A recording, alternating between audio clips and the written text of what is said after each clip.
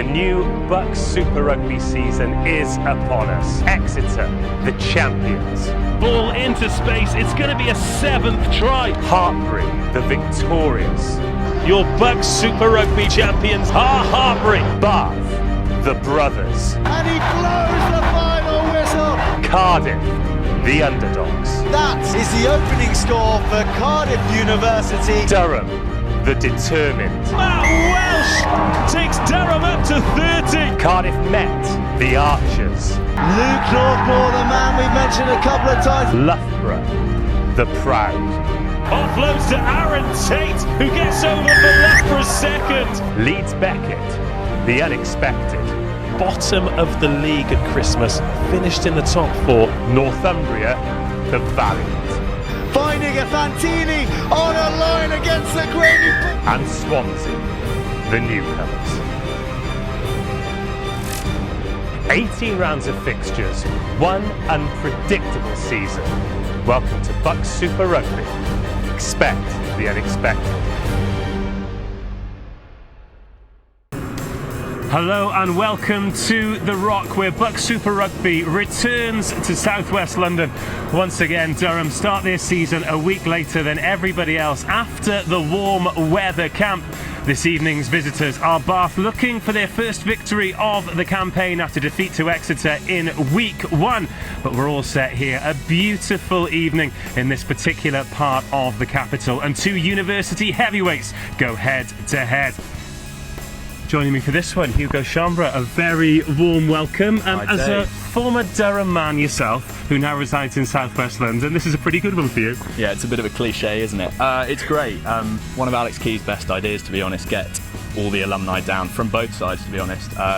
The atmosphere is always cracking, and I know the Durham players are chomping at the bit to get started and get stuck into these Bath players.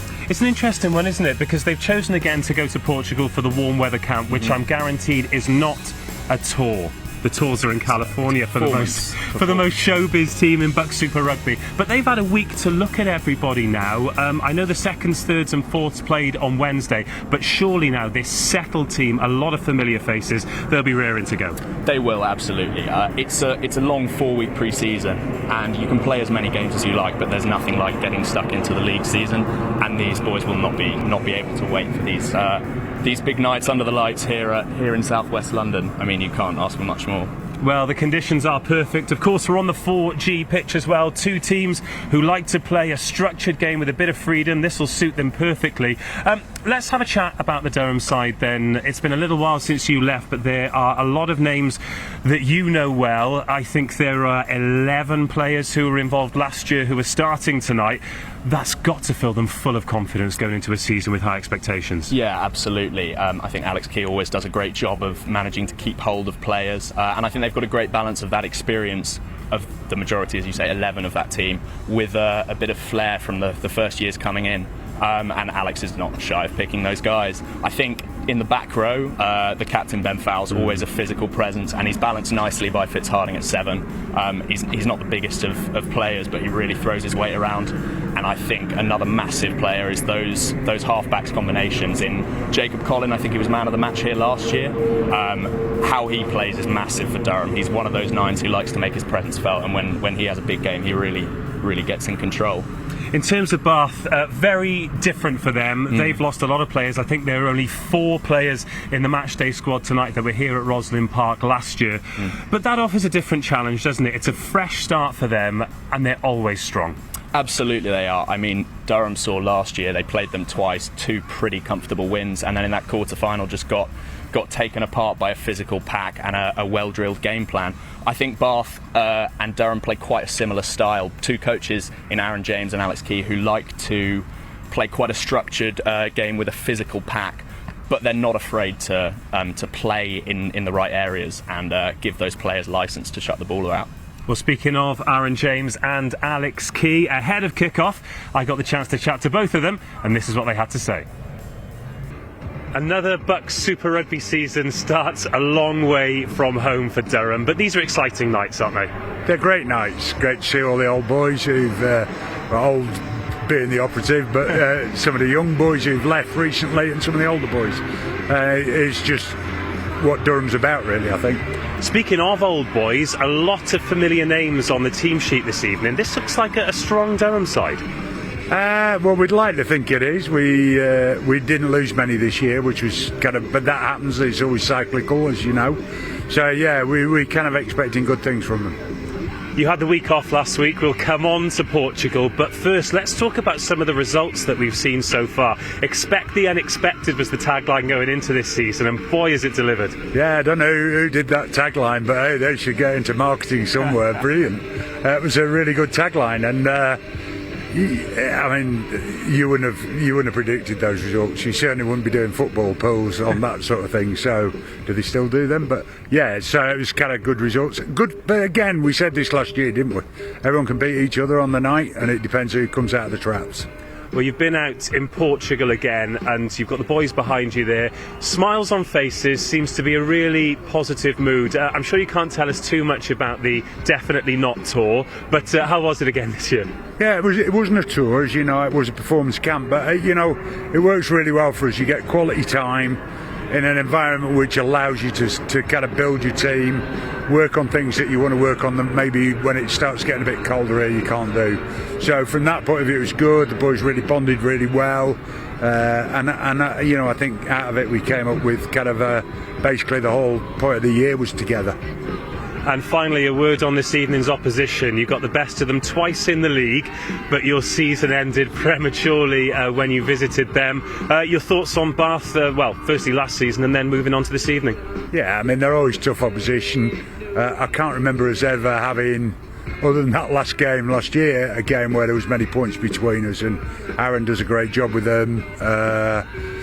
I think they'll always be hard opposition. I've never played at an easy Bath side. Good luck tonight. Cheers. Thank you. Thanks. The last time we spoke, it was all smiles because you just put 60 points on Durham, but a lot of water under the bridge since then. How are you feeling going into the season?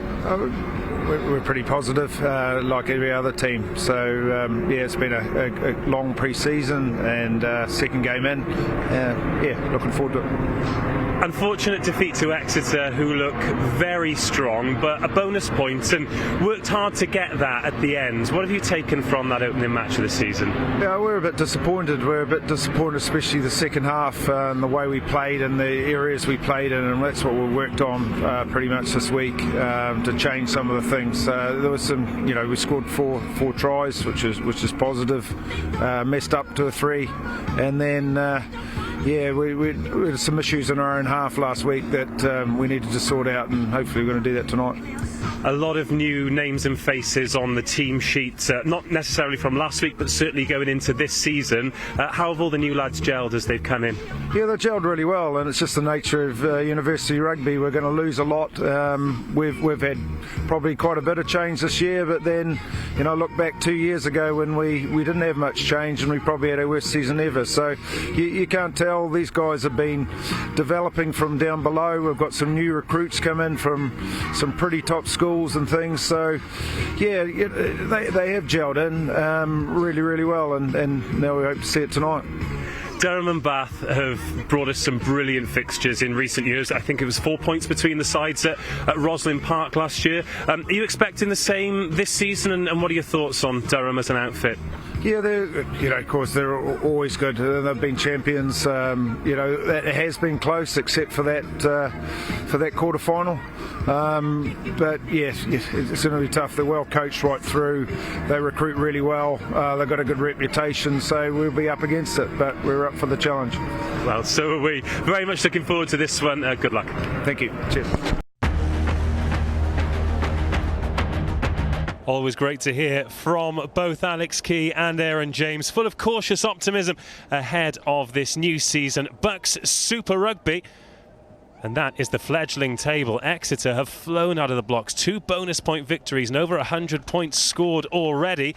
Perhaps the teams in second and third a little bit surprising though. Cardiff, 2 victories from 2, including that win down at the Gilmans against the champions Hartpury. Swansea comfortably beat Loughborough and then really made Hartpury work for it. Leeds Beckett, just the one big win for them against Northumbria, but they were successful in their varsity match at Emerald Headingley this week. Hartpury, notorious slow starters, but they got their first victory of the season.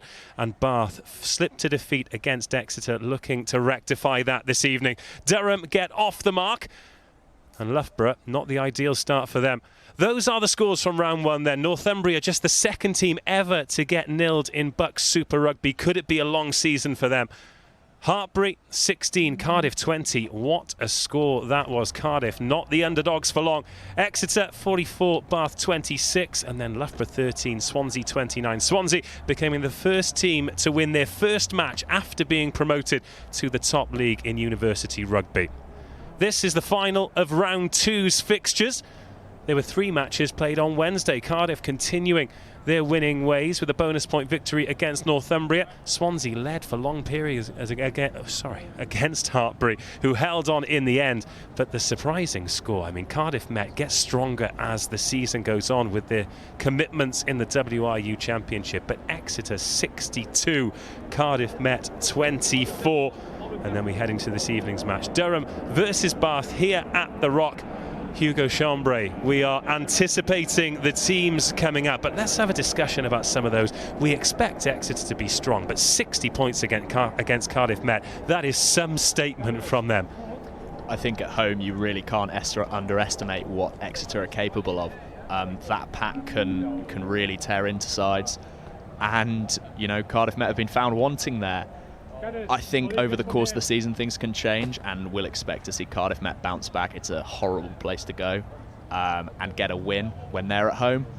But yeah, it shows, I mean, those results show the depth of consistency in this league as we see the team sheets coming up now. Yeah, let's have a look at who Durham have got this evening. Lots of familiar names for those of you who've been following BUCS Super Rugby. Scott Bauman, Freddie Davis and Toby Woods in the front row. Ben Osuntakan and Henry Parmain in the engine room. Jack Hill, Fitz Harding at 6 and 7. Ben Fowles captains the team from number 8.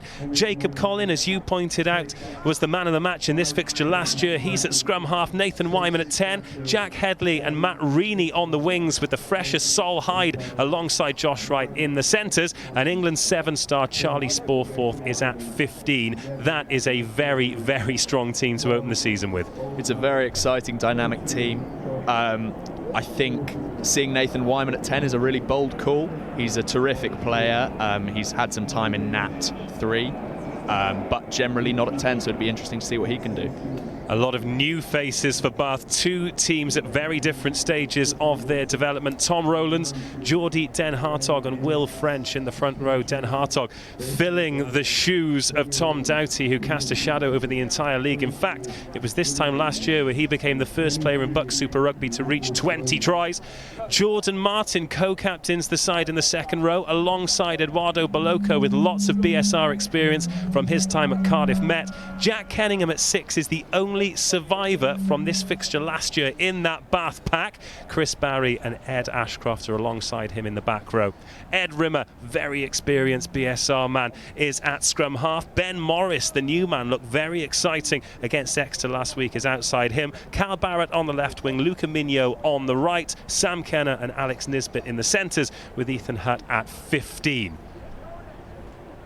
They did manage 4 tries against Exeter last week for that bonus point, but it was a pretty hefty defeat. As for the benches, again, lots of experience for Durham with Chadwick and Conte at 16 and 17. The youngster Griff Whitson is a very exciting front rower at 18. Then Hoos Maguire, Beattie, Edwards and Jonas. For Bath, it's Rory Mead, Harry Sturge, Joe Atkins, John Smith, Cam Keys, Jacob Tansey, Tom Pittman and Alex Varney. Well, we're actually going to take a look inside the dressing room here as Bath are the first to emerge.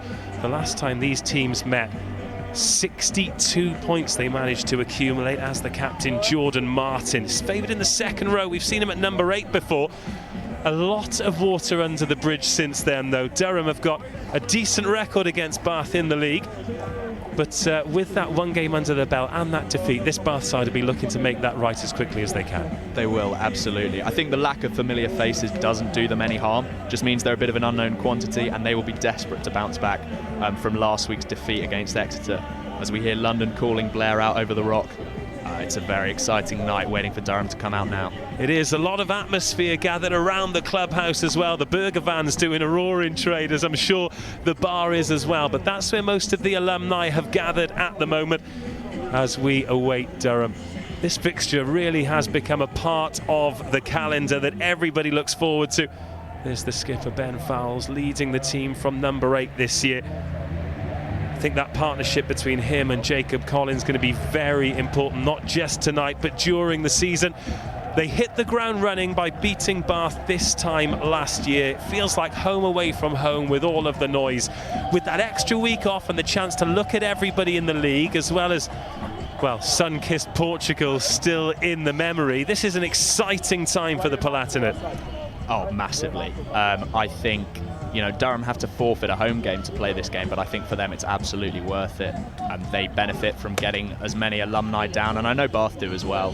But as I said, they will be raring to go, and you know, just because it's their first game, they've had plenty of experience in pre-season, and I don't think they're going to be holding back. A really good pre-season victory against Cambridge as well. That was a couple of weeks ago now, but 32-10.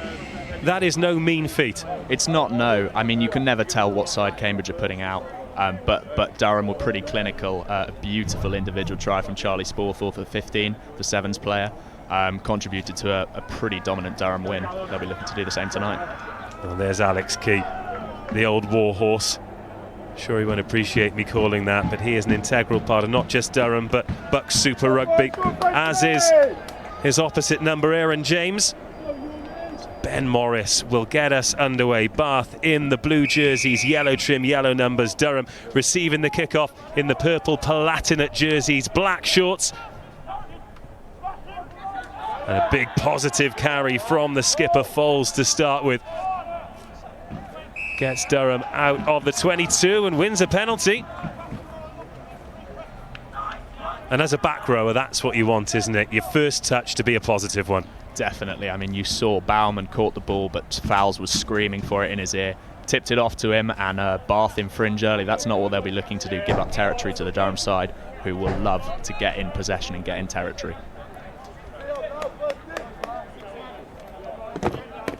Good nerve settler. Didn't try and take off too much, so first line out. Freddie Davis, former Saints Academy. He was on the bench for this fixture last year. Finds the man at the back as well. That's good line-out ball, and it comes off the top quickly. Colin wants to get it on the move, and Heaney's infield now. This sharp and quick from Durham up the left-hand side. Charlie Sporthorpe gets dragged down 10 metres outside the 22, and Bath have to reset. Fitz Harding gets his first carry. Here's Wyman then. Has a little dummy and go himself, and Ed Ashcroft makes the tackle. Bang in front of the sticks on the 22. Josh Wright. Foles, another carry from him over the gain line for the big number 8. Osuntikin into the 22. Lumbering carry from the second rower. Bowerman, big collision. Jack Kenningham, the man who makes it. Expect lots from him this evening. Shoveled on, shot tackle on Jack Hill. Really positive ball carrying from the Durham forwards early on, as another short ball from Wyman. But this time it goes forward. We'll have our first look at the set scrum, but a very positive start, ball in hand from Durham. Yeah, definitely. They look composed. They look like they've got a lot of time on the ball.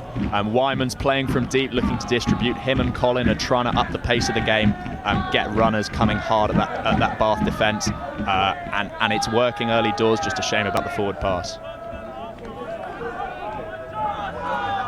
Well, there have been lots of changes for both sides, but something has remained consistent at the two scrum halves, Jacob Collin and Ed Rimmer. They've gone head-to-head a good few times in BUCS Super Rugby. Very warm welcome if you're joining us watching at this level for the first time. I think you're in for a treat as Durham look to get the shove on, and they have done. And look at the enthusiasm there. Fitz Harding bouncing on the balls of his feet. Even the backs are getting involved. You've got Sol Hyde there, the fresher inside centre. They're pumped up, aren't they?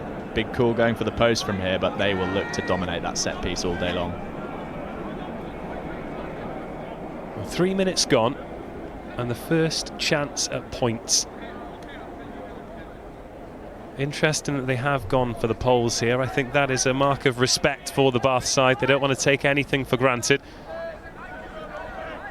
But after a good line out and a dominant scrum, that will certainly have been an option. Yeah, it's a mark of respect to Nathan Wyman as well. Not an easy kick at all. Just outside the 22, about 10 metres in from the touchline.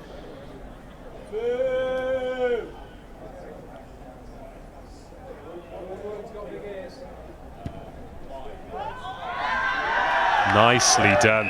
Splits the uprights, and Durham's account is open for the season. Our clock ticks towards 4 minutes. It's Durham 3, Bath 0. Yeah, as I was saying, the right call all day long, no doubt about it.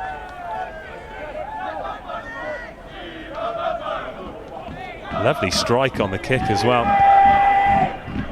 So Bath restart for the second time. They let that one bounce, and Fowles picks up the pieces. Den Hartog tries to hold him up, but he's a big, heavy man. It's going to be tough to keep him off the ground.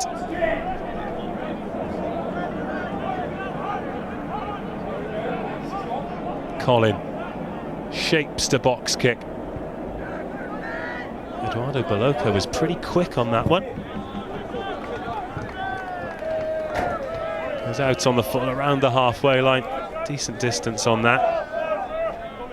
Let's take another look at this scrum. Durham are on the front foot straight away. We usually associate Bath with a very powerful pack of forwards, but that's where the experience comes in, doesn't it? They've played together, they know each other, and this Bath forward pack still very much moulding together as a unit. But now they get the ball in hand for the first time as Nisbet dummies and goes just up over the halfway line. He's one of the survivors from last year, started here at Roslyn Park and in the quarter-final. Oh, good hands, and Bath come through the middle. Ben Morris tries to flick that inside, and it finds Ed Rimmer. Did it go forward? No, says the referee. It was scrappy from Bath, but now Durham are in all kinds of trouble after a clean pair of heels from Morris. Caught the eye against Exeter last week in that defeat. Hit a great line there, the outside half. First warning signs for Durham. Again, Boloco forcing Colin a little bit wider than he wanted to be. Just giving himself that bit of extra space, Eduardo Boloco, looking for the charge down. Morris went scything through here and had the wherewithal to put it on the toe, and it nearly worked well for Bath. Good scramble defence from Sporforth there. Sporforth doing the fullback's job. Another good line out from Bath, though. Their set piece is always strong as Kenner tries to run over the man. Brought down in the 22. Has that gone forward? It has this time, and it's gone forward again before Durham have the chance to counter-attack. But referee playing an interesting advantage given they were back-to-back knock-ons, and Josh Wright scrambles forward, and it is a scramble. Wyman brought down. 7 minutes on our clock. Durham 3, Bath 0.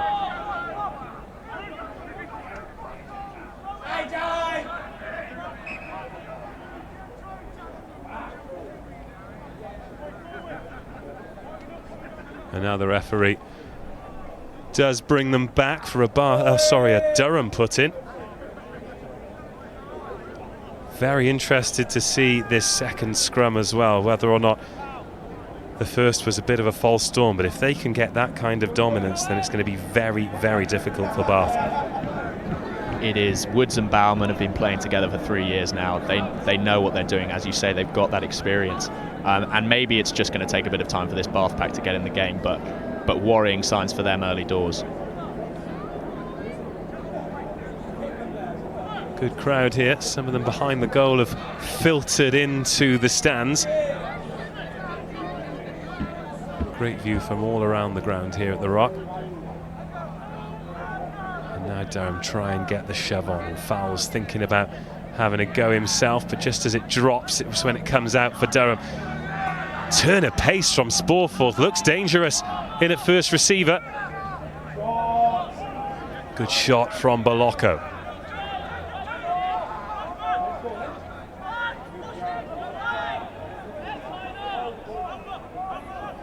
In an attempt to get quick ball, bit scrappy from Durham.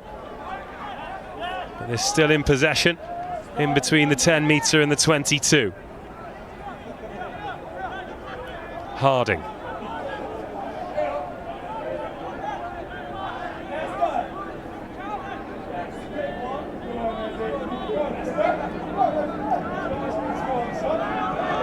A good kick to chase here. There'll be a challenge on the halfway line. Which way's that come down? Oh, it's come down Durham's way. Lovely chase from Headley. Great work from him. Got it on the second ball as the clock hits 9 minutes. Harding gets his head down and charges forward again. Makes 9 or 10 metres over the gain line without really seeking the contact. Sporforth, is that crossing? No, says the referee. The pass just behind Reaney. Still waiting for him to have his first touch. Yeah, I think a good option from Durham there. They were looking to play from their own 40 a bit much and weren't really going anywhere. Colin looked to use the aerial dominance of Reaney, who did really well to put off the Bath man. As we hear the Bath fans get a bit more into the game.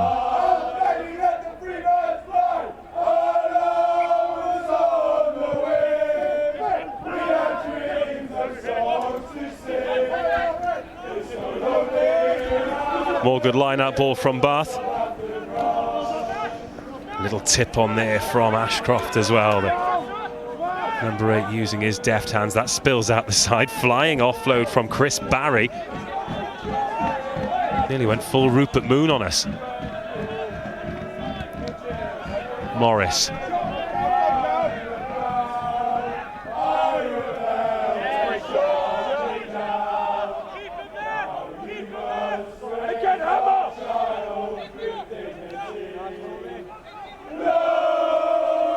Ten minutes gone, still just the Wyman penalty that separates the sides. But after that blistering opening exchange from Durham, I think Bath will be pleased to be just 3 behind.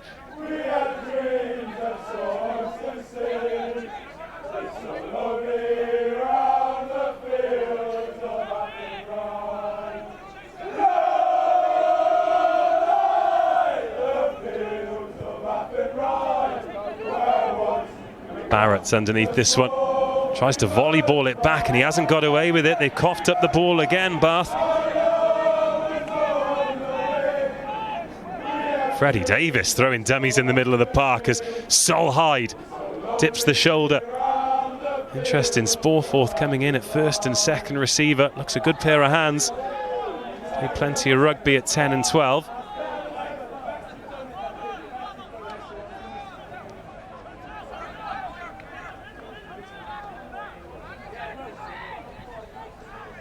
Scott Bowerman, big shot, and the Bath bench like that one. And it's gone forward in the collision as well. I think Cal Barrett had more time than he thought there. Tried to tap it back to a man who wasn't there, but realistically probably should have made the error zone and just gone to take the high ball. He'll be disappointed with that. Well, he got up early, didn't he? That was the key, and I think... Let's take a look at this collision again, though. Short ball there, and Bowerman straight onto the shoulder. Prop on prop, as we like to see. I think the way the game is now, the front rowers enjoy those midfield collisions a lot more than they used to. Yeah, and I think they've got more license to get stuck in the loose.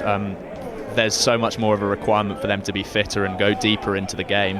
And it allows them to enjoy the finer things a bit more. It's Battle of the Bad Blazers tonight, isn't it? Yeah, on one side. You didn't wear it pre-show, but have you brought your Palatinate blazer with you? I might have it for later, yeah. We'll see in the post-match. I will expect it post-match, win or lose. Palatinate and proud, as they say. But I'm strictly impartial up here. The tailors are burgling money off you. Burgling money off you. What's the process then? Are they sort of off the rack, or do you have to get measured up for them? No, you have to put your sizes in, and they send off for them. But the problem is you get them in freshers, and then uni's not too good to you, and you end up, as I have, with a blazer a few sizes too small. Yeah, put a couple of inches on the chest for your second and third year and say it's bench press. Anyway, back underway. Oh, lovely break here. Ed Rimmer, the co-captain, finds the man on the right-hand side. Luca Migno for the corner. And he gets the first try of the match. Electric pace from Bath. They threatened to do it earlier, but Ed Rimmer, a clean pair of heels and a lovely pass off the left hand, and Luca Migno makes it. Bath 5, Durham 3. And I think that's what putting young talent in your team does for you. You know, they just need a tiny bit of space. Rimmer went clean through, and Migno did well to finish it off. It's just well executed. First phase strike play. A bit of work to do with the finish as well. Nicely done from Ed Rimmer as well. Held his line just to make it difficult for Spoor Forth, making him go the long way round. So that is what Bath can do. First try of the match, a cracker by Luca Migno.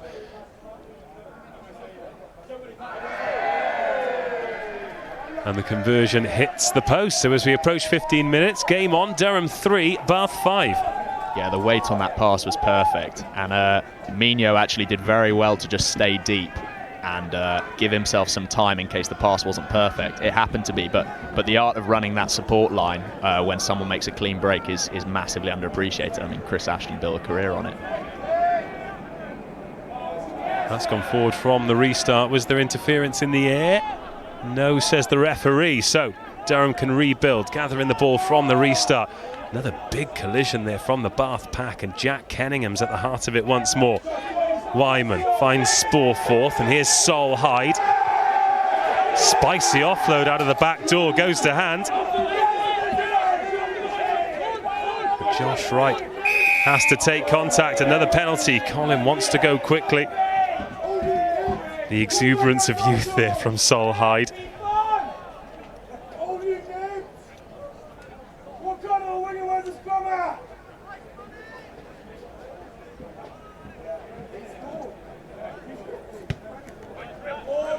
Statement of intent from Durham. Probably kickable after Wyman's last attempt.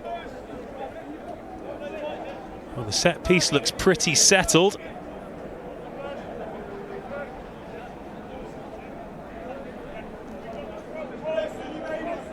Freddie Davis found his man each and every time so far. And again, it's good, clean ball at the back. Here comes the drive. Well sacked by Bath, so Davis has to pick and go. Gets the better of Chris Barry. Now they bang under the sticks, 5 metres out. Great chance to strike straight back here for Durham. Wrestling towards the line, over the line, but can't ground it this time.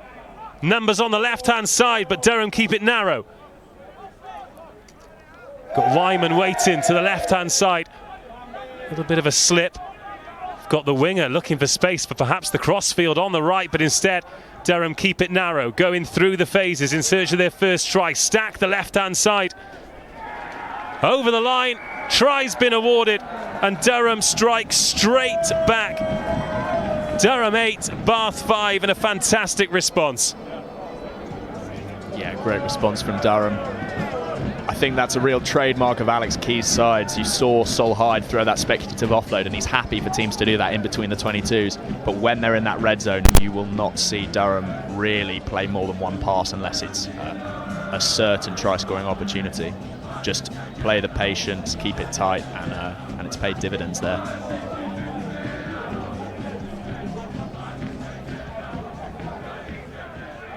Toby Woods, the man who applied the finishing touch. And what were we just saying about front rowers getting in the mix in midfield? Good finish from him. Still had a man to run through.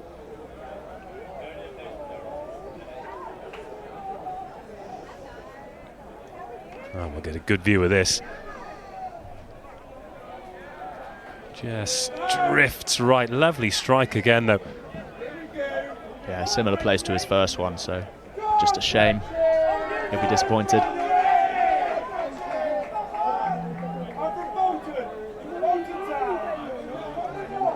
Durham 8, Bath 5 here at the Rock. Match round 2 of BUCS Super Rugby 2019. Again, Fowles does need a second invitation to carry into contact.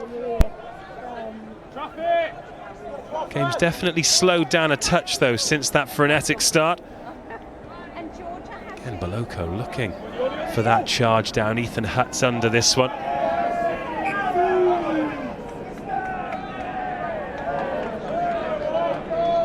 I'm not sure about that one, you know. I don't think there was a knock on there.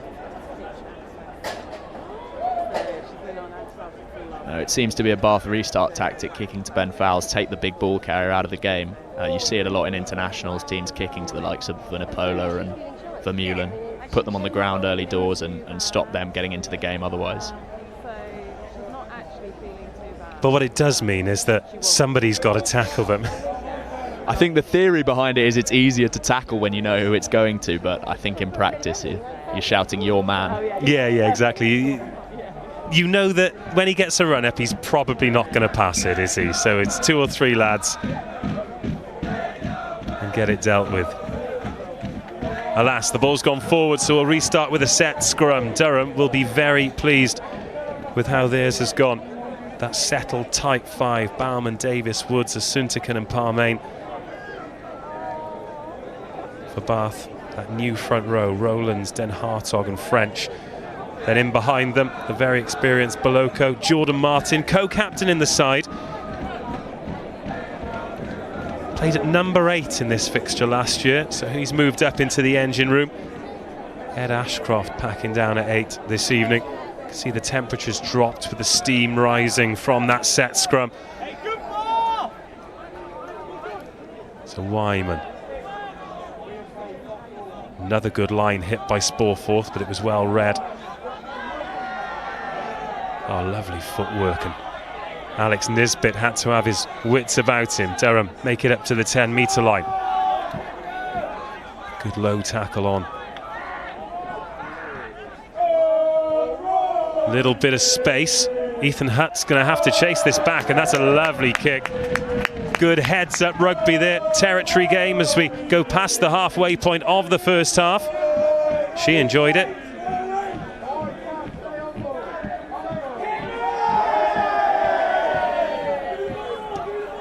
Smart rugby there, ball in hand from Nathan Wyman. Absolutely, yeah, it had to be pinpoint. Hutt let it bounce just to see if he could get the reward of it going straight out, and it was just the right side of the line from Durham's point of view. But they infringe at the line out, taking the man in the air. And you don't want to make an error after doing something positive. Yeah, all that hard work's undone, isn't it? Bath can clear the lines. Yeah, I don't think the Durham coaches will be too happy. A great deal of meat on the clearance, though. 30 metres from their own try line. Durham 8, Bath 5.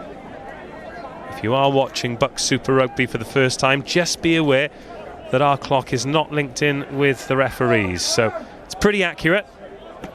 But if it does get to 40 or 80 minutes and your team's in the lead and it goes red, don't get too excited, because there might be a little bit of time left, and those seasoned BUCS Super Rugby pros know that very often these games go to the death.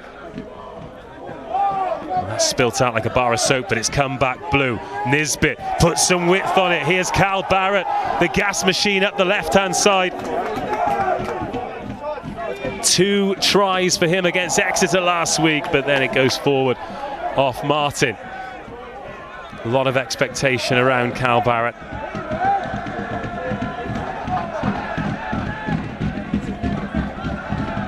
Sporforth. Looks like he can beat a man every time he's got it ball in hand, as Charlie Sporforth. Here's Bowerman.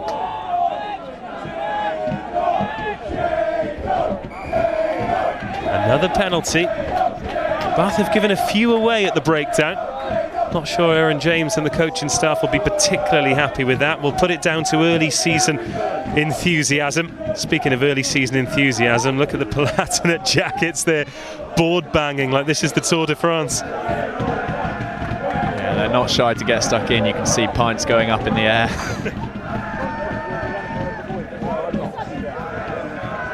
There's Cal Barrett taking on Charlie Sporforth, who got his head in an awkward position there, the full-back, but was on his feet quickly. And you saw the big lad Kenningham going hard to the line, and it's the flip side of that coin is it's very hard to take the ball that close to the line, and it just came straight off his chest. Maybe a slightly unsympathetic pass from Rimmer. The tonal voice then was of the man who's received some unsympathetic passes as a back rower trying to hit the line. It's always the pass, isn't it? Always the pass. Go and hit that line hard. So 24 minutes gone on our clock. There's Alex Key in your shot, imparting some words of wisdom. Sporforth looks to have a really classy one of those inside-out steps early doors, doesn't he? Very, very difficult to defend against. You get set in one position and then suddenly he's the other side of you and you're wrong-shouldered. He made quite a name on the sevens scene, turning out for England. That's an excellent penalty. Has that taken them just into the 22? No, just outside. Good clearance. Came to Durham as a ball handling 10 or 12, but now they're utilising him at 15. But we've seen him come into the line as a ball handler. I think he's going to have a big season. Yeah, as I was saying to you earlier, Dave, he was somewhat shadowing Patrick McDowell last season, who's a very level-headed 10, and I think in some of the difficult English conditions, maybe sticking him at fullback gives him a bit more licence to have some individuality about the way he plays. Well, Durham rampaging forward here, playing Bath at their own game. That's 25, 30 metres they've made. Now it comes. Oh, excellent tackle there by Nisbet to temporarily slow them down at least. Here's Josh Wright, goes inside. Chris Barry makes the tackle, but this looking very nice for the home side. Dummy and go from Jacob Collin. Can't find a way through this time. Now Durham very, very narrow as they pick and go once more. Fantastic catch and drive after Fitzharding took the ball. Find themselves 4 metres short. Closing in on a second try, and they've got it. Well, the forwards doing all the hard graft for Durham at the moment. It's 13-5, and that one belonged to numbers 1 to 8. Yeah, I think specifically that was Scott Bowerman's try. He loves to get his hands on the ball. Selfish front rower. But no, you saw that line from a smoking line from Josh Wright. He's a really powerful centre, and he just got Durham that bit closer, and then, you know, they're not going to complain about how it comes from there. Again, kept it tight, and they will take those all day long. Well, they've got the entire width of the pitch, but that catch and drive. Let's take a look at the finish then. One for the forward pack. He's a fair way out, isn't he? 5 metres or so, but those two players latching him make all the difference. It's the difference between one player's weight and 3. Well, it's very hard to stop. Probably another 220 kilos, isn't it? Here's Wyman then from the other side this time. Looks the consummate kicker. Durham 15, Bath 5. Classy kick. He strikes the ball very gently, but it just sneaks in the right side of the post. So here is the pick and go that finished it off. A couple of big men in behind him. Very, very difficult to stop. Attacks the weak shoulder of the defender.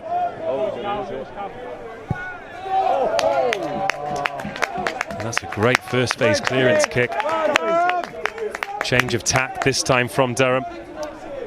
I think Barrett will be slightly disappointed with the way he's dealt with the high ball early doors. He let that one bounce, and it's gifted Durham some early territory after that try.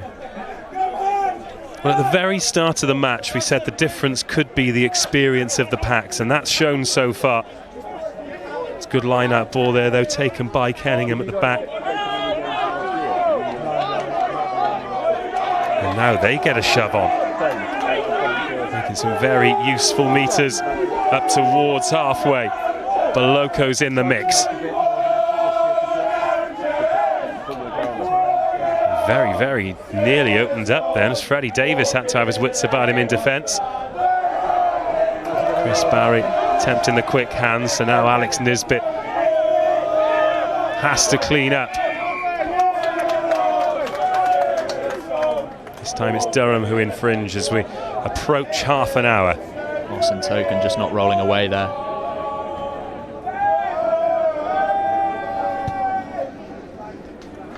There's Morris, who, since that initial break where I think he frightened the life out of the Durham defence, he's not really had the chance to get his hands on the ball.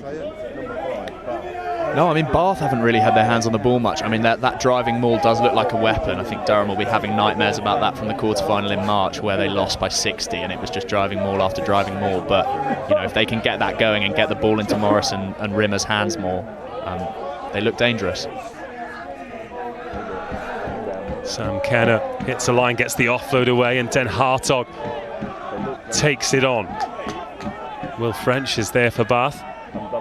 Now they turn to the big men. There's Martin, spills that one forward though. And Durham put boot to ball early with Ethan Hutt up in the line. So Nisbet's the first man back. He's going to return it with interest, but Sporforth waits underneath it. He's got lots of time, takes it well. Puts on the afterburners around Kenningham. Kenner eventually makes the tackle. And this is where Durham are dangerous when the game does break up.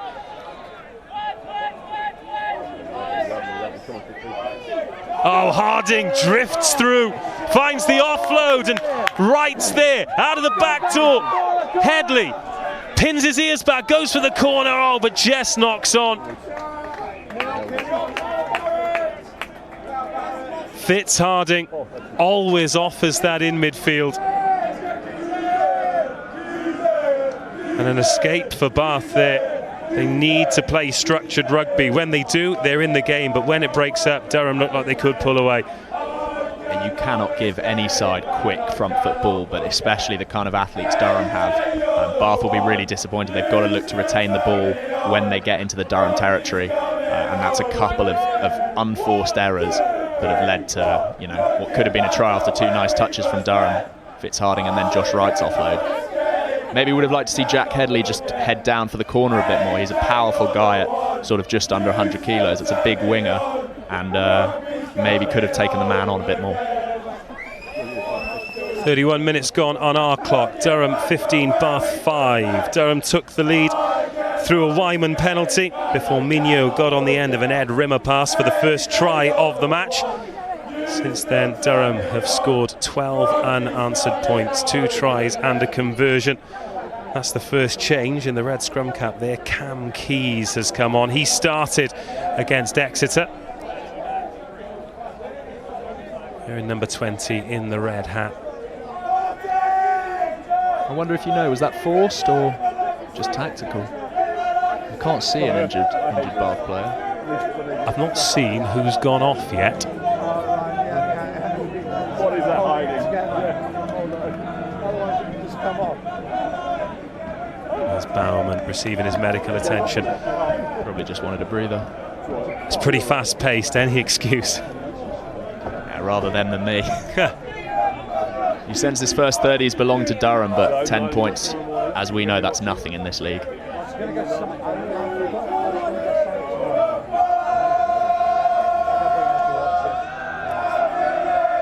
Feels very much as though Bath need to spend some time on the ball though, go through the phases, make Durham work a little bit harder for the territory. As they get the shove on in the scrum again, the front rows are up.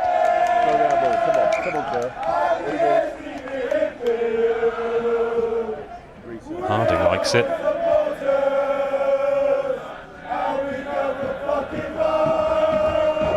Well, he's one of the senior voices in the team now. One of a couple of the lads who've come through the fourths, the thirds, the seconds, then the firsts.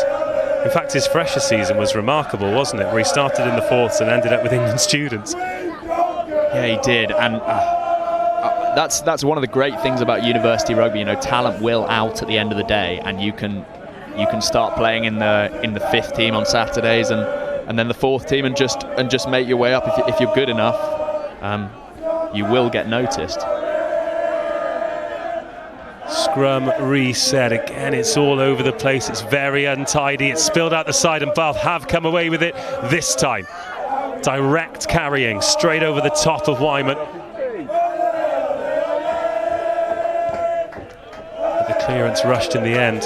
Here comes the chase, but it's out on the full.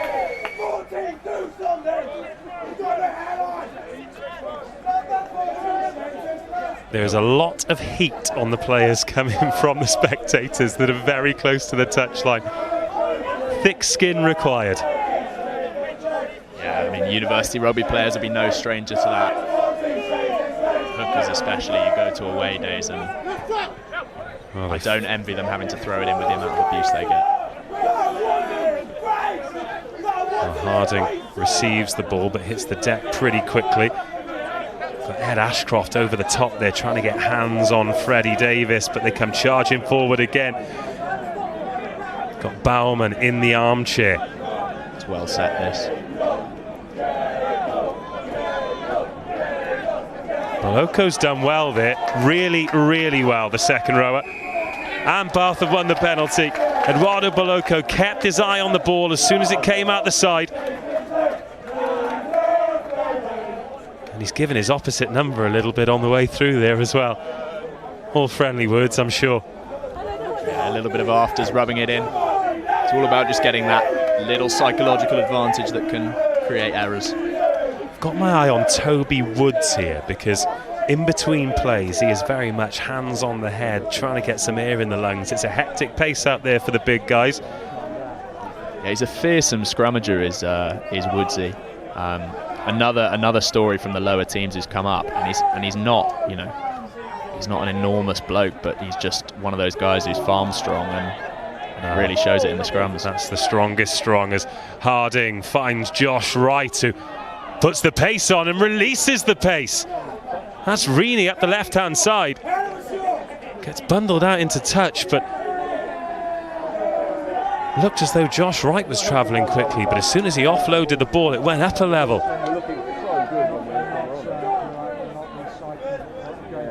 And it's another Bath loss of possession that results in Durham territory. These lads aren't at uni, they look about 10. 2001, the freshers were born in this year. Crikey. Scary stuff. Well, welcome to anyone, supporters of all ages. Welcome here at BUCS Super Rugby as we count down the final few minutes of the first half. Durham 15, Bath 5. Good line speed from Durham, but the advantage was coming. So it'll be a chance to kick for territory for Bath, which is something they've really been starved of. Yeah, you'd really like to see them just retain the ball and put some phases together, because the little we've seen of them, they've looked sharp. That's a good kick. Ben Morris takes Bath into the Durham half, perhaps their last opportunity to mount some pressure on the Durham line before half-time here in round 2 of BUCS Super Rugby. I wonder if they'll go first phase again. Oh, that's interesting, because that's Jordan Martin who's gone off. And he had a dreadful season with injury last year, and he was hoping to be fighting fit for a lot of rugby, so hopefully that's not a bad one for the co-captain. It's a bit more patient from Bath. Got the advantage coming as well. They're over on the side they scored the try from. Ben Morris. Oh, lovely inside ball, but they read it from the try scorer Luca Migno, but he's only brought down at the second time of asking. The call from the touchline is keep the ball.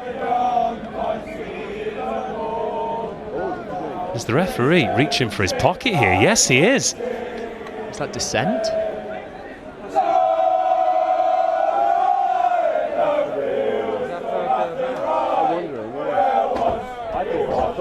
It was Austin Token, but it was hard to see what it was for. It didn't look like it suddenly escalated. Well, Benasuntuken has been sent to the sidelines for 10 minutes. And now this is a chance for Bath. Yeah, we saw his opposite number down in the Bath territory get stuck into him, tap his face on the floor, and he didn't react too kindly to that. And I wonder if it's just tempers have flared up and he said something to the referee. Has Boloko got under his skin, and can Bath get into the game now before half-time? There is Cam Keys, the replacement, taking the ball at the front of the line. They scored a hatful of tries from these positions last year, but they're going to have to go wide early. There is the crossfield kick, looking for Cal Barrett, but there's too much on it, and it's straight out, and the chance has gone. Well, the advantage was this. We're going back for a penalty, but let's see what happened here in the build-up. Keep your eye on Suntukin. Well, we didn't see the incident there, but he's very close to the referee. Maybe it was an AR, or maybe it was just a penalty from the line-out. Well, it was a shot to nothing. And the Bath maul will be dangerous from this close out. Ben Morris trying to go all Dan Bigger. Didn't come off this time. But Durham defend the line with a man down. Job one done for Bath. Now they've set it up. Closing in on the line, closing in on their second score. First wave defended by Durham, and now Bath start to go backwards, but another penalty. And another yellow card. Jack Hill's walking. Well, it was a really good set from Bath early doors, and it looked like they were going over, and then Durham, a really good second wave of defence, prevented it, but the referees lost patience. Well, 2 yellow cards in 2 minutes, and 2 influential players in this part of the field. Yeah, 2 line-out options gone. This is going to be a real balls to the walls job for Durham. Surely it has to come now for Bath. Over the line, the easiest try they'll score all season. Yeah, Fowles isn't happy. They stood off, and the referee said play on. Well, they had to take the gamble, and sometimes it works, sometimes it doesn't. I'm sure Ben Fowles will have something to say about that, but the referee's made his mind up, and it is Durham 15, Bath 10, and just before half-time, very much game on. Yeah, for me, the right call from Pearmain and Fowles. You're 2 men down. If you go into a full face-on contest, they're probably going to score. So standing off and hoping for the obstruction penalty. But I think what they did was just keep the ball at the front, and there's nothing wrong with that.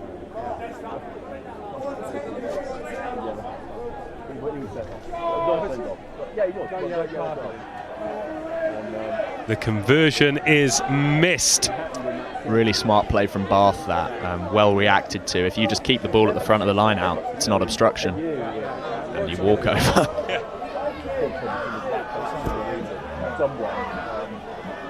Well, our clock has gone red. The referee says there's time for us to restart. Durham will be restarting with 13 players. Asuntakin and Jack Hill are in the sin bin.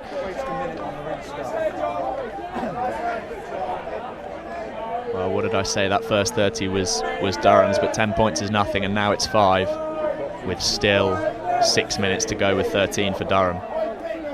Real opportunity for Bath to get right back in the game here. Fascinating half of BUCS Super Rugby. Low restart. Bath have let that one bounce, but they really will have the bit between their teeth now. They'll be looking to press home this 2-player advantage, and they'll have a few minutes in the second half. Oh, but that's been knocked on inside the 22. Ben Morris under no pressure. Freddie Davis gave him some on the way through as well. And after all the compliments we played Ben Morris, that is the last thing that Bath needed.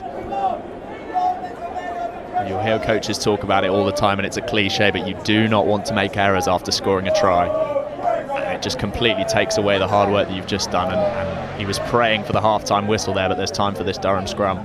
Well, what this will have done is nullified Durham's scrummage advantage, that's for sure. They're a second row and a back row is short. Who's that? Is that Jack Headley going in? Well, that's a really worrying sign for Durham. Well, you did say he's 100 kilos. That's a lot of forward motion. Yeah, but scrummaging takes a lot of nous. So Fitzharding. So Fitzharding's going to pack down at 8. Fowles is going into the second row, and they've not got a blindside flanker. 43 minutes on our clock. Durham 15, Bath 10. Looks like they've stuck someone on the blindside flank. Is it the winger Rini, I wonder? I think it is. So the two wingers have come onto the flanks, and not a lot of width for Durham. You sense they're just going to crash this up and play tight, but I think that's their game plan anyway, so I don't think they're going to be too fast. Yeah, the widest player is Josh Wright, who's in line with the posts, just at the bottom of your shot there. So no receiver stood deep and nobody on the right wing.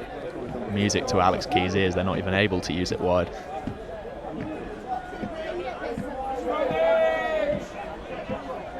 But a good scrummage from Durham. Surely they couldn't score again before half-time with 13 on the park. Fitzharding has a second bite at the cherry. Still no width on it on the right-hand side. Josh Wright stood furthest, and he is bang in line with the posts. Pole position here for Durham, though. They've played territorial rugby very well in this opening half, and they'll need to do exactly that with only 13 men on the park. Picking and going and getting over the gain line. Now there's some options on the right-hand side. Wyman's taken up a position. They're only 3 metres short here. Bath have got hands on it, though. If they turn that over, they think they have.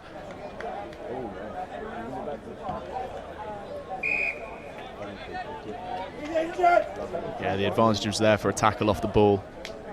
And I think Durham will take the 3 here, and they do. Yeah, smart play. If you can go into half-time more than a converted score ahead and reduce that deficit when you're down to 13 men to 5-3. Oh, Simon Cruz there, BUCS Super Rugby legend, now with the RFU. Genuinely don't know where I'd be without him texting me stats. Brilliant boy. Yeah, Durham will be massively happy with this result. Eats a minute off the sin bin clock, and 3 points with 2 men down.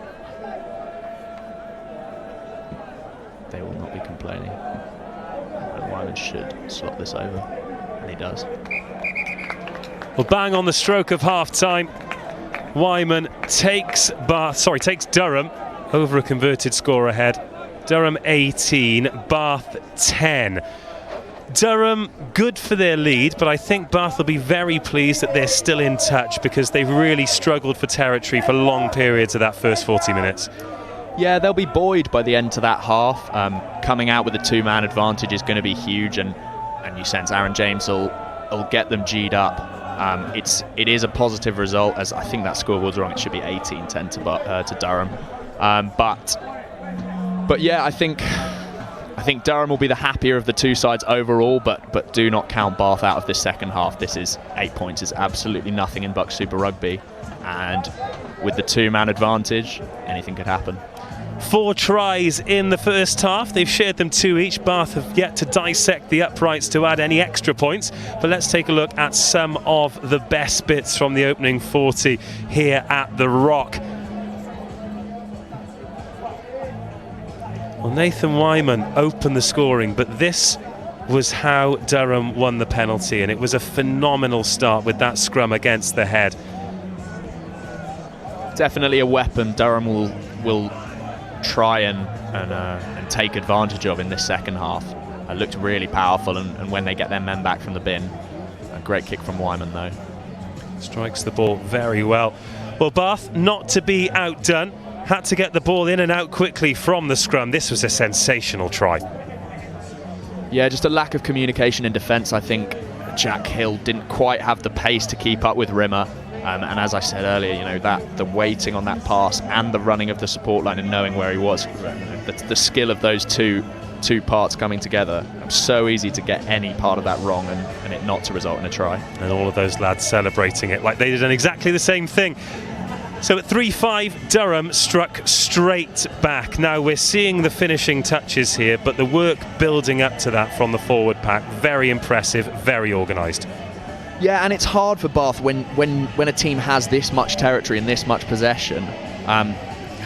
It's not been, it doesn't take that much to convert it into points, and Durham haven't looked to be that expansive. They've gone quite direct and kept it tight, especially once they get into that 22, and it's twice come out with dividends.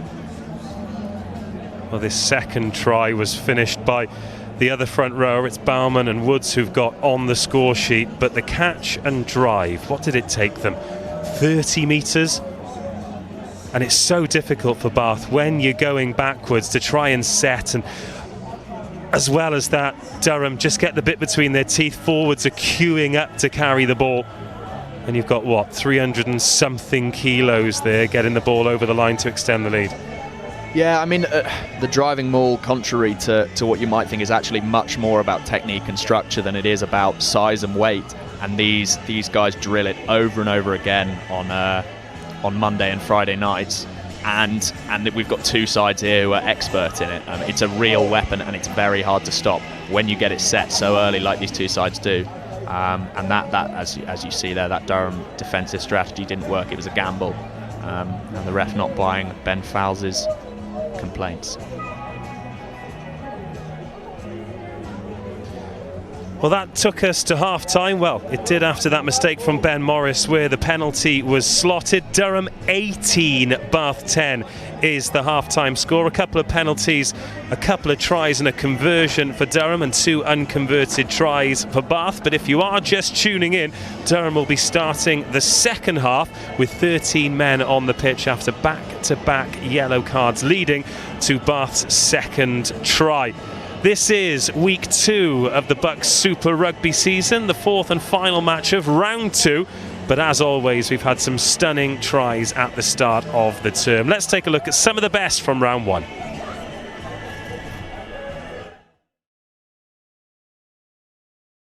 Here they have the tempo. Can they move this one wide? It looks as if they've got the numbers going through their hands. Can they go in the corner for their opening BUCS Super Rugby try?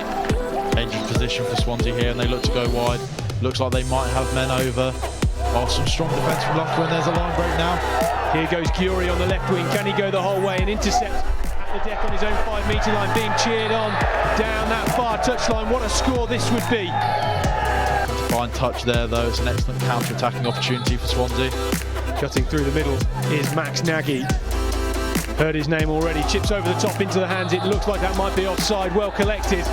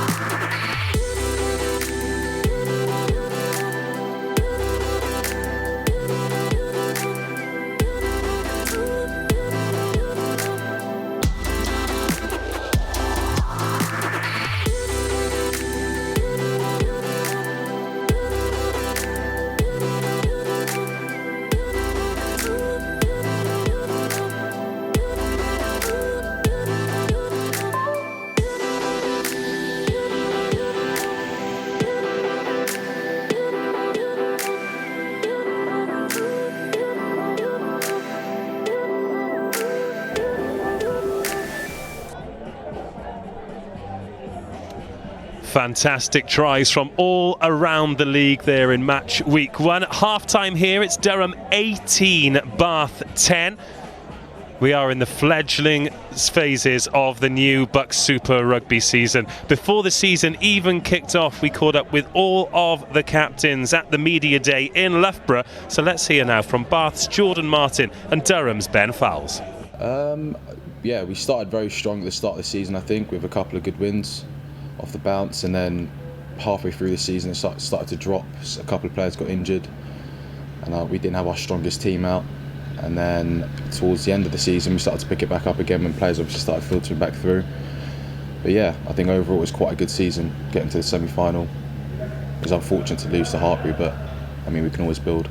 I'd probably say beating Exeter home and away, doing it on the bounce, because we hadn't done that in many a year, so that's quite a memory. Again, like I said, it's literally just to build on last year, so get to the final and literally win the league.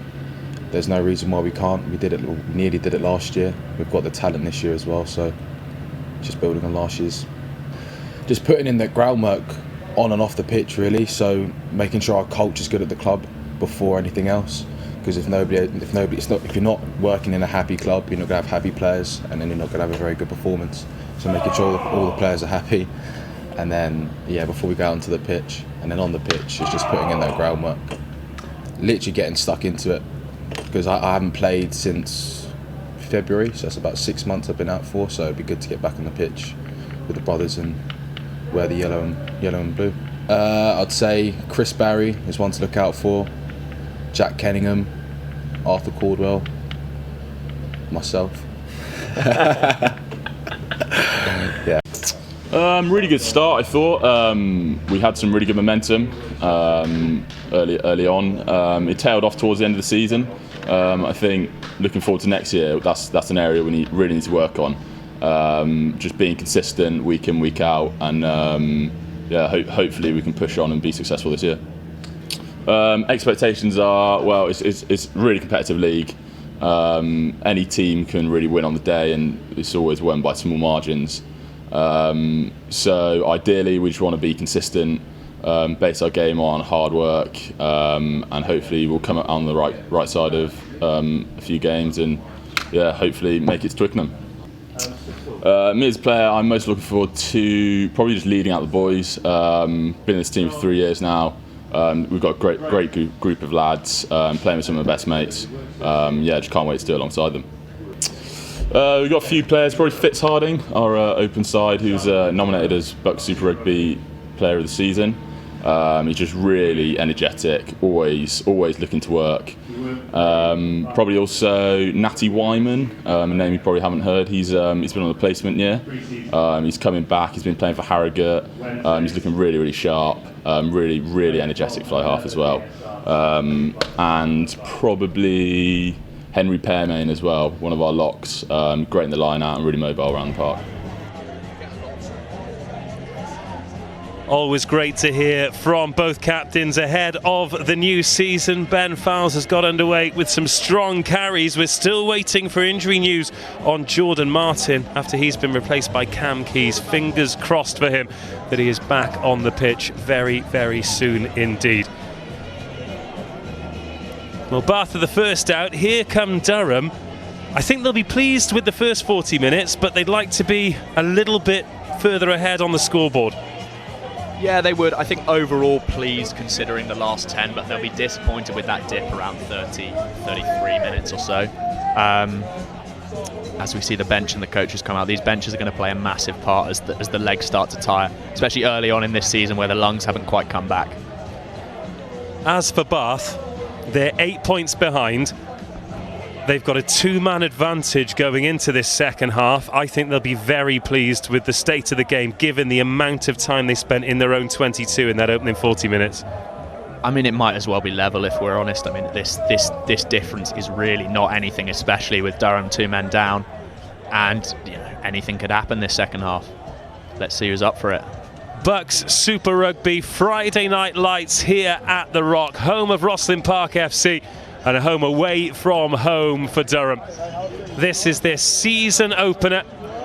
Interestingly, this was the second game of the season for Bath last year as well, and they ended up losing their first 2 matches before finishing 3rd in the league. It was a topsy-turvy season for Durham, could beat anyone on their day. Ended up finishing 6th in the league and being put to the sword by Bath in the quarter-finals. But there is a lot of rugby to be played before we get to that state of the season. Absolutely, it's almost like two seasons in the NFL. They have the postseason, and that's almost what those quarterfinals are like. You have the Super Rugby, and then you have the Twickenham Championship. Anything can happen.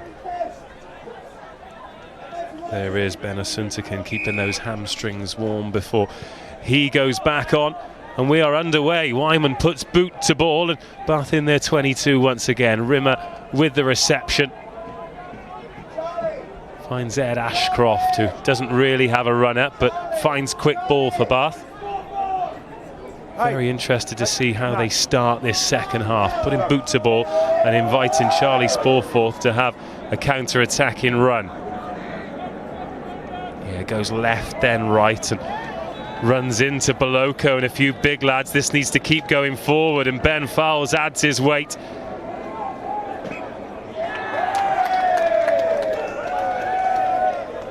Maybe a slightly early blow from the referee, but it was inevitable, wasn't it? You maybe would have liked to see Sporforth he looked up and saw that there was space on that right wing, and maybe put a kick in, but you know, he's always got that energy to run it into the Bath line, and maybe a bit upright, good defensive work from Bath, and it results in a scrum on their 40. I think Eduardo Boloko has been exemplary for Bath so far, particularly in defence. Yeah, absolutely. He's actually, come straight in as one of the senior players, hasn't he, with a lot of BUCS Super Rugby experience over at Cardiff Met, and he's leading from the front today. Played in the second row alongside Alex Dombrandt in the season where Cardiff Met were seconds away from lifting the trophy at Twickenham, when Hartbury scored with the final play of the game to win it. Continuing his studies with a PhD at Bath. Wish him the very best of luck with that. And now here's Rimmer. Not a clean pass. Mignot, the try scorer, can't quite get around Fitzharding, who scrambles that defence. Just tugs him down by the jersey. And this time it's Bath's turn to mete out the punishment. Parmain and Foles combining to put the shot in. Oh, that looks interesting. Mignot with his head, or his heels above his head, should I say. Rini who made the tackle. I don't think it was malicious, but with two men in the bin. Well, he's gone back for the knock on there. Yeah, it was an interesting one, wasn't it? He was so low to the ground and almost horizontal that it didn't take much from Rini to tip him, but the Bath fans on this side really didn't like it, and the referee seemed to be fine with it, played the advantage for the knock-on. Bath ball anyway. Osuntakin is back on in the second row alongside Parmain. So now Foles stays at flanker, and Matt Rini comes in at number 8. Yeah, you saw off that last scrum there was space where that extra man's been, and now there's only one, but let's see if Bath can exploit it. Well, I'll be gobsmacked if they don't go up the blind side here with Rimmer's pace, relying on Foles to make the tackle from blindside, but it's spilled out, and Durham have won the penalty at the scrum, which, being a forward short and a small winger at number 8, is fantastic work from the front row. Yeah, they're fired up, aren't they? Osuntoken straight back onto the pitch and in the mixer. That's a massive shove. The Bath tight head. Will French just trying to get the shoulder on, but not pushing straight, and the referee wise to it. Great scrummage in there from Scott Bowerman. And Durham back into the Bath 22. Yeah, like we were saying about that driving maul, the scrum, it's all about angles and shapes, and you just saw that the Bath tight head French got the wrong side and ended up paying for it. Alex Varney warming up for Bath. Played for Bath in the Prem Rugby Sevens a couple of weeks ago. Another man with plenty of gas. He'll be coming on shortly. We're at number 23. Before that, Freddie Davis is going to try and find his man, which he does. Harding goes up in the middle, and they set that drive again. Well sacked by Bath. Actually, no, there's an advantage coming here, so a free shot at it for Durham in search of the first points of the second half. Fitzharding Chases the kick, gathers the kick, and that's a wonderful cover tackle on the open side flanker. But Durham back on the front foot, a few metres short. Numbers stacked to the left-hand side. Short ball to the hooker, Freddie Davis. Ref takes a good look at it and doesn't award it this time. That would have been a full house of front rowers over the whitewash for Durham, and Freddie Davis managed to score there. Yeah, that was inspired, wasn't it? They had the advantage and threw caution to the wind and shot the moon, and Fitzharding did really well to regather. Not much the difference between a score and not there, but Durham will look to get this maul going again. Yeah, lovely kick here, well weighted. Harding timed that well. Good gather. He's a good footballer, is Fitzharding. It's actually a good option in the 22 because often the sweeper has a hard choice with being too shallow and too deep, and it can be exploited, but it's risky if you don't have the advantage.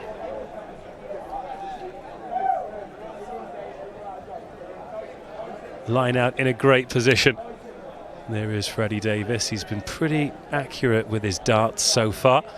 5 minutes of the second half gone already, scoreless. Yeah, I think Durham have struggled in past seasons with getting the balance right of having a hooker who has really good set piece, but not necessarily that dynamic in the loose and vice versa. And I think with Fred Davies you get that complete package. Jack Hill back on the pitch for Durham. They'll be very pleased to have negotiated their time with 13 men and only lost it 5-3. This one moving at quite a pace, but sideways towards the sticks. Durham on the ball. Now a couple of outside backs take space on the left-hand side, but I don't think the ball's going to go to them.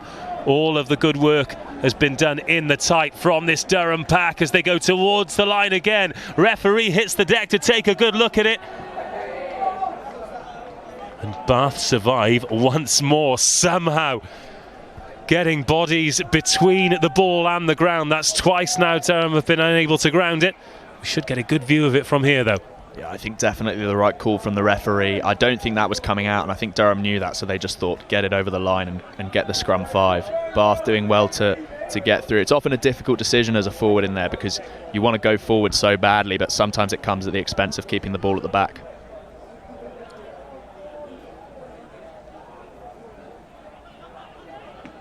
Durham 18, Bath 10. Jacob Collin, ball in hand. I wonder if Ben Fowles will be licking his lips here and thinking that he's going to have a dart towards the sticks himself, or whether they might try and push the scrum over. Now they've got their first choice 8. It was so dominant in the first half. Yeah, it's actually an underrated option, just the 8 sticking it under the jumper and running at the 10. Often teams will either keep it in the pack or fizz it wide, but that sort of half and half is actually incredibly difficult to defend if the 8 goes on a wide arc.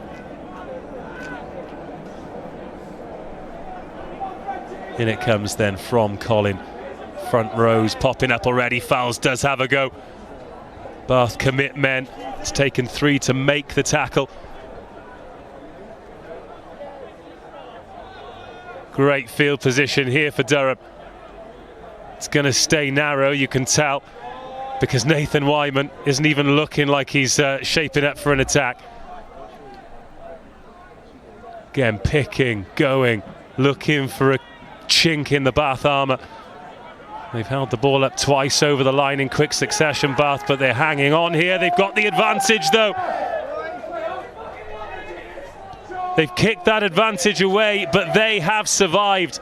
Fantastic kick as well. Doesn't quite find touch, but buys them a little bit of breathing space as Sporforth puts the footwork on and gets away, finds Matt Reaney.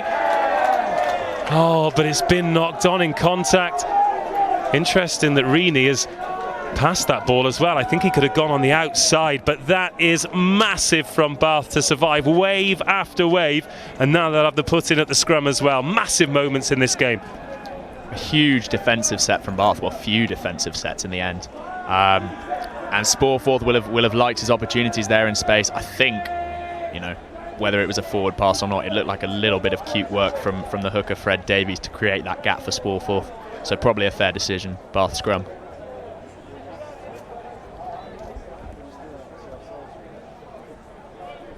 And the score remains Durham 18, Bath 10. A scoreless 9 minutes in the second half in round 2 of BUCS Super Rugby.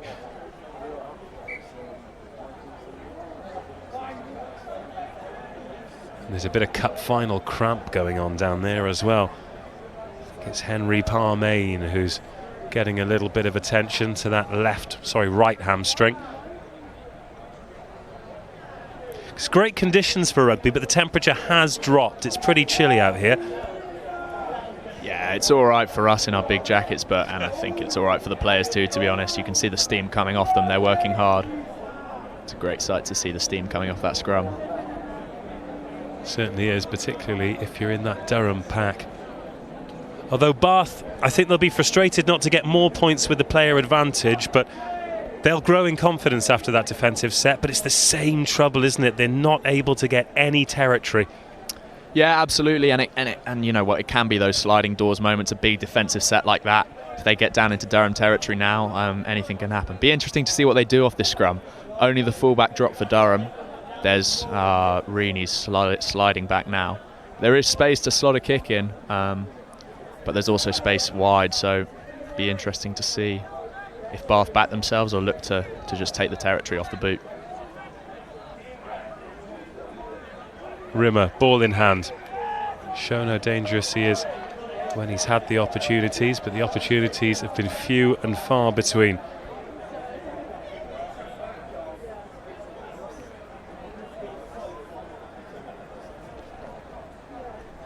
Jack Conti has come on for Durham in the front row. And life's not going to get any easier for Bath. He's a really powerful, solid lump of meat. And yeah, poor French there. Conte came to Durham a little bit overweight, about 130 kilos, had a 200 kilo bench press, a ridiculous specimen. But he actually did himself some favours, lost a fair bit of weight. I think he's sitting around 100 kilos now, and he's much more mobile, and I think it's done his rugby playing dividends. Very direct there from Keno. Bit of 12-on-12 violence with Sol Hyde making the tackle. Oh, that's charged down. Now where's he going to bounce? Fitzharding chases this one down but can't get fingertips to make it stick. He's frustrated with that as well. But that's the danger of Fitzharding around the loose. Yeah, he's disappointed with himself.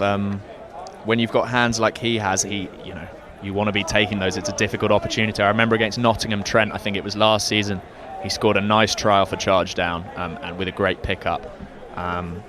So he's got the skill set to do it, which is why he's disappointed with himself as Marin Huis comes on. Yeah, the big Dutch second rower. Spent a lot of time on the bench last year, but very reliable when he came on, both in the set piece and in the loose as well. The Yap Stam of University Rugby.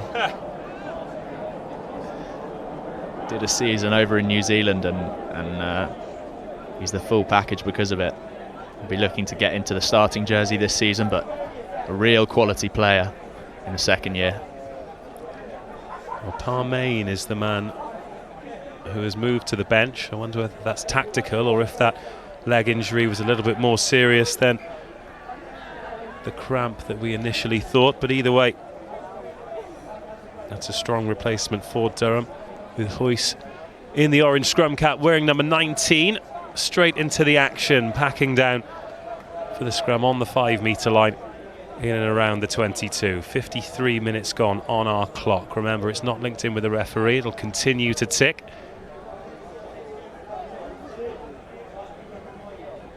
And the longer the score stays like this, the more the nerves will settle in. Can Durham get the shove on in the scrum? Kenner looks a useful ball carrier though, makes a good 10 metres there from 12. And now quick ball for Bath, what can they do with it? Ethan Hutt spins up to the 10 metre line.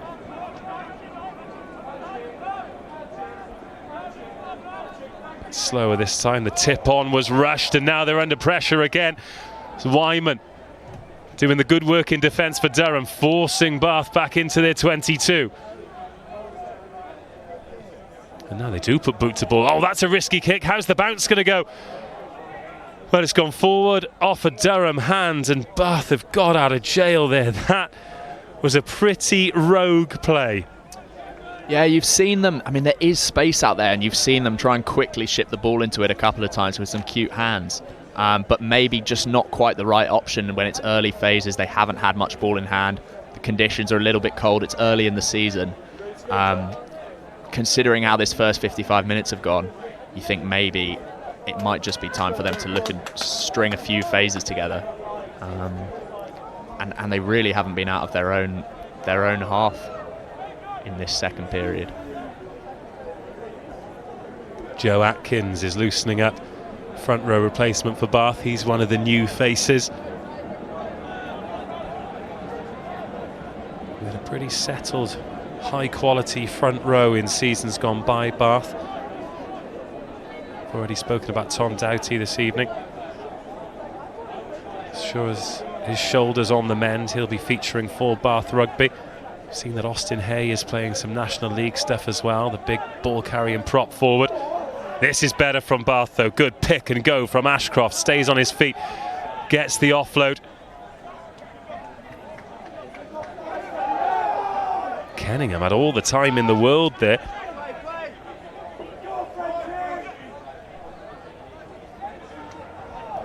Morris just having to put the brakes on after French gave him the tip off.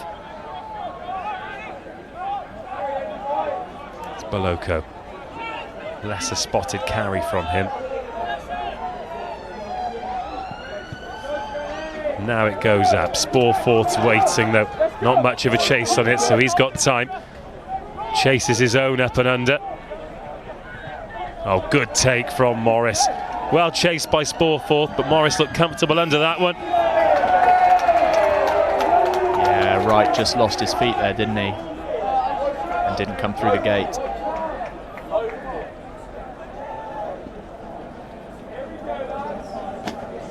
Sporforth looks pretty composed under this high ball. Been in the action a fair bit. Hasn't actually done a lot wrong. Yeah, I think against tired defences, it'd be a mistake to kick to him.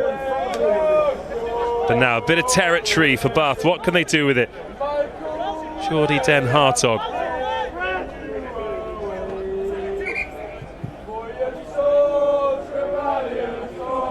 Welshman with Dutch heritage. He's played age group rugby. I think that might have been slightly harsh on Josh Wright. It looked like he was already onside coming through the right end. Maybe could have argued he was off his feet, but anyway, it's ball possession. First real attacking opportunity for them. And a loose one picked up by his opposite number, Fred Davis. He goes barrelling forward. Again, Bath just unable to take advantage of good field position. Quick ball from Sol Hyde. Plenty of whip on that pass. Finds Josh Wright. Kenningham makes the tackle.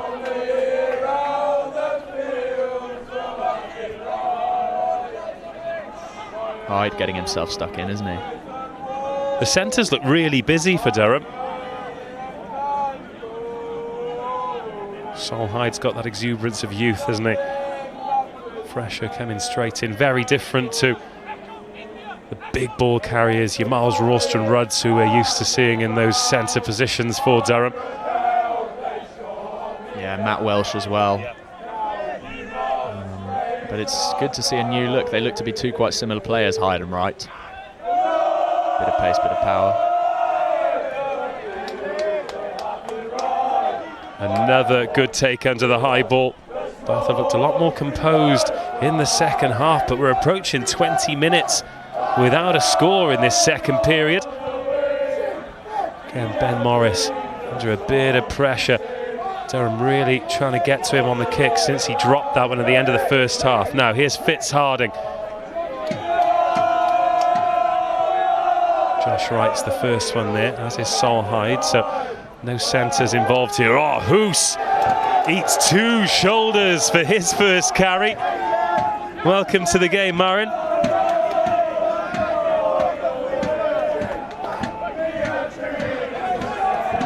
Now on 75 minutes, Hugo, I'm going to be asking you for a man of the match. So it can come from either side. Just bear in mind, it's very often the kiss of death. It certainly has been in years gone by anyway. Yeah, I'm not going to be calling that anytime soon. Goes straight back on in, gets over the gain line this time. Not put off by the big collision last time. Fouls.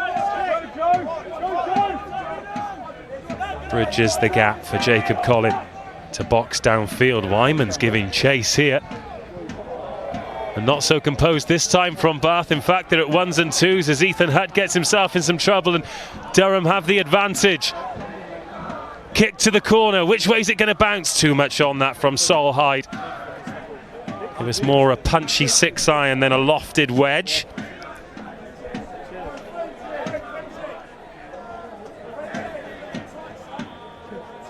In fact, we're going to go over for the line out, so Bath find themselves back in their 22 with 20 minutes to go. So maybe I should give my man of the match to a Bath player now. Just reminding you that you even said yourself in the first half that you were impartial. The mask has slipped, everyone. I just think all the Bath players have done really well. That's how impartial I am. I agree, certainly in this second half, but territory is killing them. That's well taken though by Bolocco.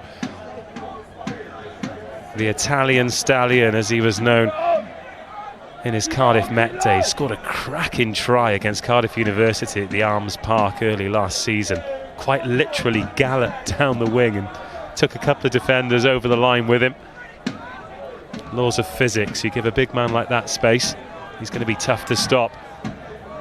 Oh, but here come Bath. How have they found space there? Up over halfway. Good tackle by Sporforth. Last line of defence. Now what can they do with it? Oh, they've picked and gone again. Here's Chris Barry. A very useful attack here from Bath. They find themselves in the Durham 22, or just outside. This has been a rarity. Shoveling that one on. Here's Nisbet. He's got his centre partner Kenner outside him, but goes himself. Good tackle from Solheid. Here's Mino. Steps inside. Advantage coming here for Bath.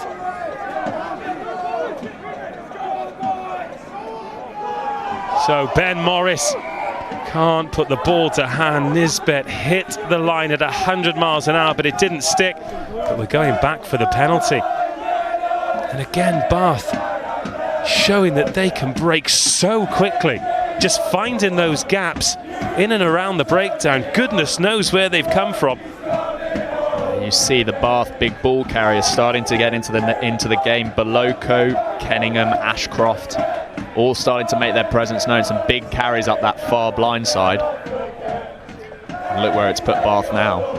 Another big opportunity here to close the gap. Well, visits to the 22 have been few and far between. Luke Chadwick and Grayson Maguire come on for Durham. Maguire in the scrum cap wearing number 20. Luke Chadwick, front row replacement, wearing number 16. Super Rugby debut for Maguire. It's a full house as well because Griff Whitson's coming on.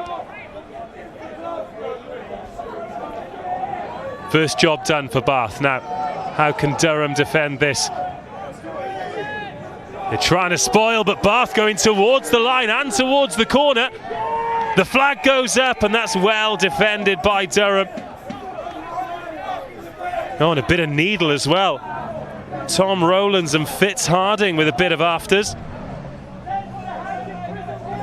Yeah, Fitz Harding always got a word to get in. But Durham will be relieved to see that go into touch. They looked like an inevitable score from Bath. It was really motoring, wasn't it? Yeah, smart play from Huis there just to drag it, steer it into touch. And Ezra on the camera having to take evasive action as well. Ball back with Bath then. Second bite at the cherry from the same spot. The opposite corner that they scored in the first half. Den Hartog with his hands on the ball. They do love a hooker's try to Bath. It's going in the right direction from a Durham perspective, but still blue ball. Now it comes. Lovely dummy from the scrum half. Cover tackles come across. Rimmer can't get over this time. Durham desperately short of defenders on the right-hand side. Now they cover it. It's been turned over because Ben Morris has put the afterburners on to cover the clearing kick. But again, the referee's arm goes out Bath's way as we approach the last 15 minutes. The brothers asking some questions here. Yeah, he's called for a knock-on, hasn't he? You sense that that was a massive moment. Could Durham be buoyed by the fact that they might be able to hold out? Well, they have, but it's still Bath ball, and if they could get over here, they'd be in for a very exciting last 15. Oh, it's huge. Sliding doors is a phrase that you used earlier on. When Durham got over the whitewash twice, couldn't ground the ball. There was the dummy from Rimmer. Lots of Durham players involved. Oh, it's Fitz Harding with some brilliant work to force the turnover. But then it's gone forward.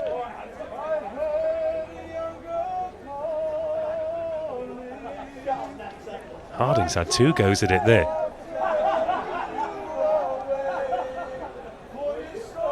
Somebody down below us has got the voice of an angel. I'm not sure I want to hear what he's singing, but it sounds beautiful. I just noticed that. It's the tune of the Fields of Athenry. I'm not sure the lyrics are as fan-friendly.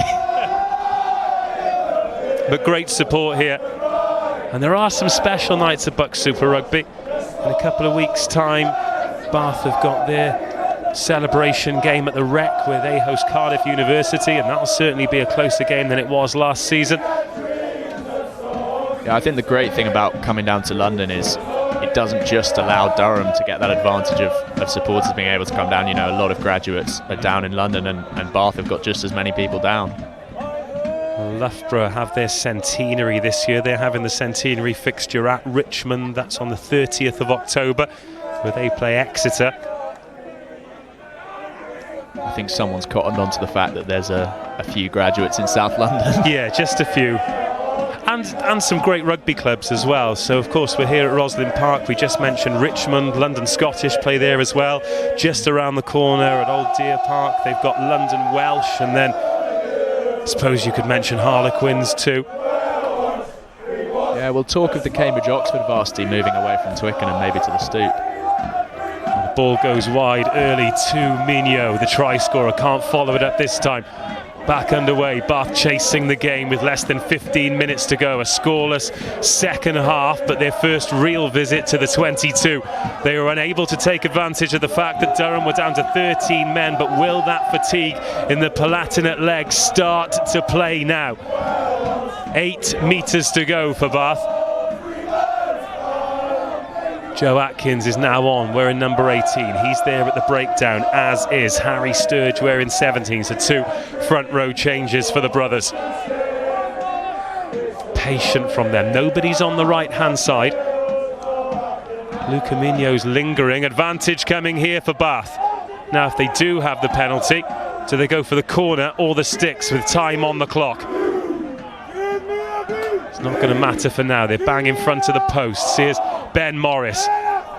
Little kick to nothing, a free shot at it, but didn't really give the chasers much opportunity there. And Jack Headley picks up the pieces. Now this is interesting, isn't it? Maybe they'll feel with all the pressure they've had that they deserve a try, but you sense if the 3 points is good, well, it's there. They're going to need 2 scores, aren't they? Yeah.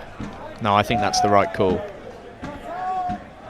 You say it's the wrong call if they go for the try, and then if they get it, it's the right call. But it's one of those where I think that's the pragmatic decision. Well, they've managed to keep themselves in the game. They were 15-5 down. They reduced that gap to 15-10 before Durham slotted a penalty in a very similar position to this one, actually, just before half-time. Defended their line very bravely at the start of the second half. Some more changes for Bath. John Smith and Cam Keys on, wearing 19 and 20. I actually think that's probably a result that both teams will be pretty pleased with, as Nathan Wyman gets hit on the back of the head by a ball. Didn't see who it was, but somebody was down there doing clap press-ups, showing off for the cameras. Durham 18, Bath 13. This match was decided by 4 points last season. And it's looking like a close finish here again. It's actually a similar opening stage to last year, where Durham went up pretty comfortably and Bath got back into it and finished just short in the end. Will we see a similar story here, or will Bath manage to turn this around? That's good line-out ball. First touch for John Smith in the yellow scrum cap. Always appreciate a man who colour codes.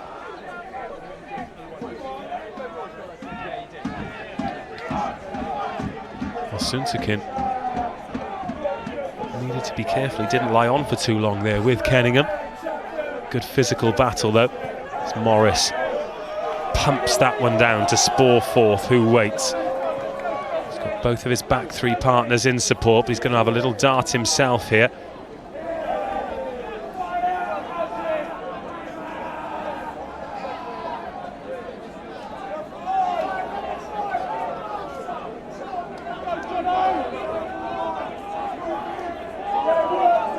Grayson Maguire in support.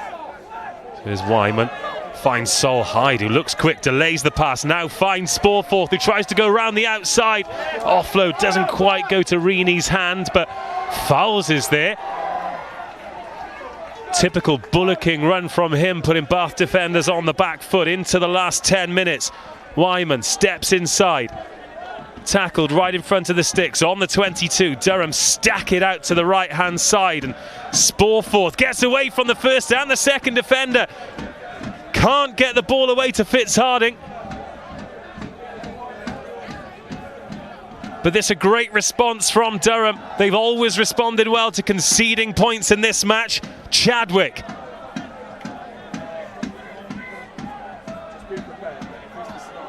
Advantage coming here for the knock-on. Will Durham need it, or will they score anyway? Here's Wyman.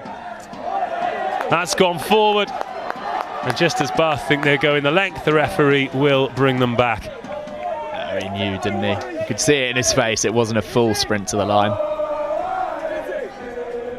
Again, it's Harding putting in the hard yards. He does punch above his weight. Really nice link play from the Durham backs down this left-hand side. And then a bullocking, as you say, run by Ben Fowles. He has this horrible stampeding running style, which at 17, 18 stone, I really don't fancy getting in the way of. You can almost hear his feet hit the ground, and we're miles away. So our commentary position is just off the halfway line. We're right behind the main camera.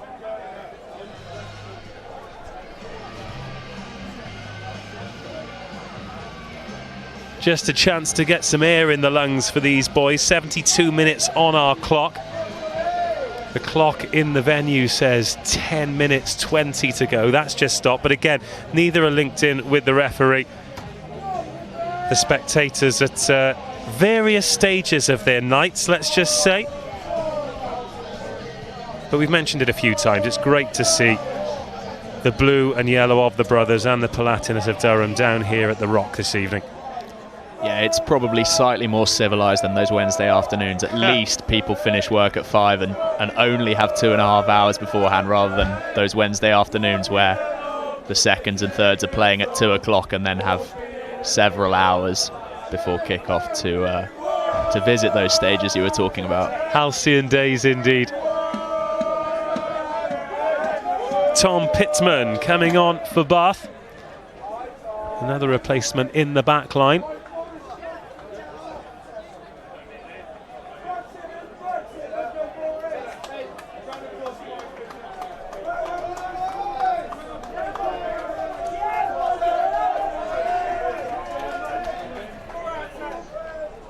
That's Ben Morris that he's replaced. At times this evening, Ben Morris has really looked the part. Yeah, he has. It's a big change with 6 minutes to go. Maybe they're just looking for that little bit of magic that will produce a try, but they're going to lose the continuity of maybe they felt like, you know, they haven't had enough to warrant keeping him on. But he's done really well.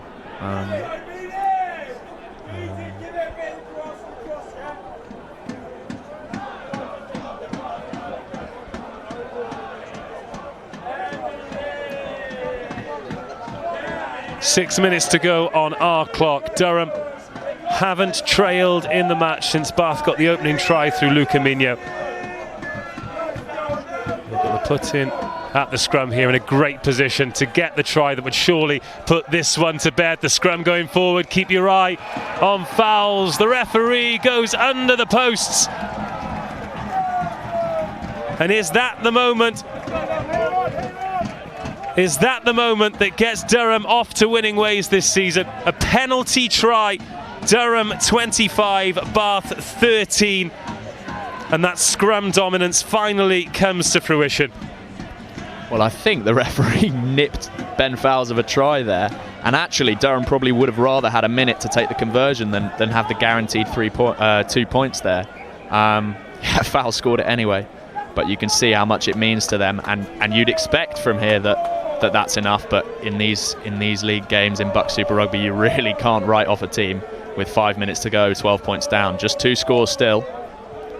Well, they need to get the ball back pretty quickly, Bath.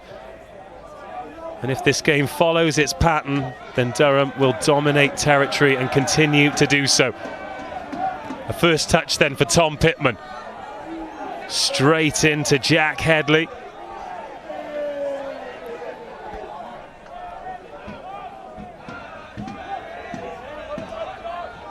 Durham just need to see this one out. Bath needs something special. That's a good start for them. Ed Rimmer thought about going quickly, but they've done all right from the line out. Needs a good kick here, though. Well, this is an opportunity to put themselves in the right areas. A try now and anything's possible. But has that not gone out? Oh, he's just got away with it. Right, 2 minutes. I need your man of the match. Let us know who's impressed you this evening, and then finally who you are giving the award to. Well, I'll start on the Bath side because it looks like Durham have just done enough at this point, but I don't want to give them the Dementor's kiss. I've been impressed with Boloko. I think he's transitioned really well from side to side in 2 different teams in BUCS Super Rugby. That was a really inspired bit of play from Rimmer and Migno to get the try in the first half. And as I said earlier, I think Kenningham and Ashcroft have added some real ballast and ball carrying in this second half. But from the Durham point of view, I think Colin and Wyman have actually run the game really well. We saw a lot of territory and a lot of possession just as this Bath driving maul gets going. Hold that thought, because Bath maybe aren't quite done yet. This looks more like the Bath of old. They've got the advantage coming too. So chance to have a good go at it here. There's the crash ball. Sam Kenno can't get through. Still advantage coming. Picking, going over there on the far side. Referee comes back. Surely they go for the corner again. So while we wait for this, we think line out. Let's have who's impressed you from Bath and your man of the match. So yeah, as I was saying, the halfbacks have done really well to put Durham in the right areas. I think Nathan Wyman's transitioned to 10 and controlled the game beautifully. Josh Wright, and really impressed by Sol Hyde in the centres, giving Durham some real go forward in the centre of the park. I'll just pause again. John Smith in the yellow cap rises high. Bath come forward. Can they get the score that puts this one back on a knife's edge? They're over the line. They think they've scored it. The crowd are begging for it. But it's been held up. Well, a lot of Bath hands went up then. They thought they'd grounded that, but not this time.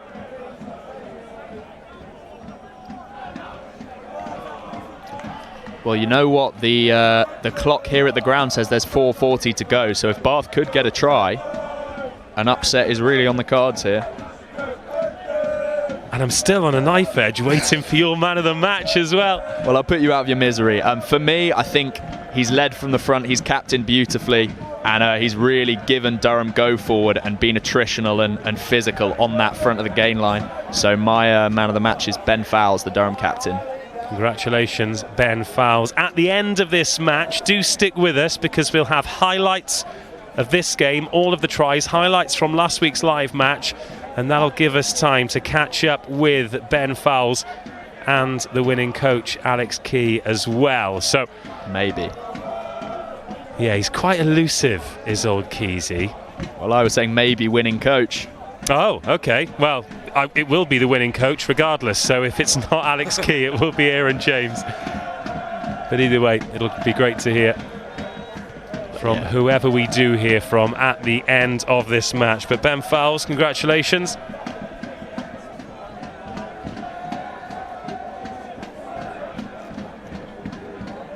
And it has been a physical game.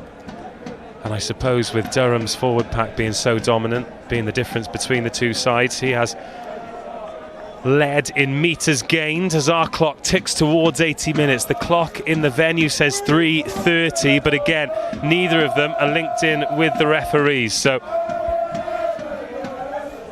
it's all on that man in the middle. Provided Bath can get over the line, and if they do, it is nervy for Durham. The steam coming off the forward pack now. A lot of effort has gone in from those 16 men this evening.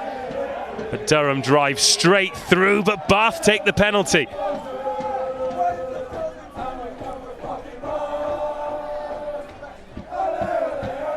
Well, that's a few penalties now.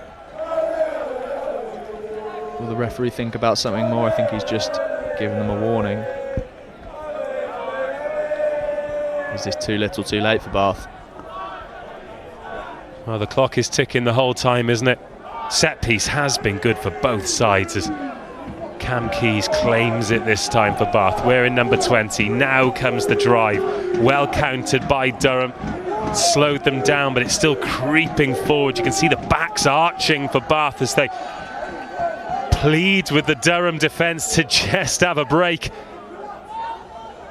Short ball, massive hit.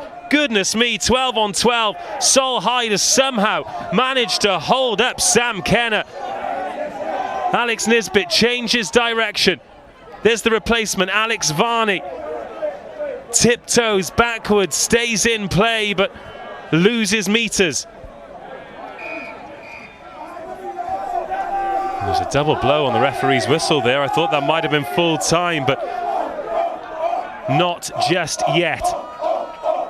And here comes that warning you sense. But it has to be the last one.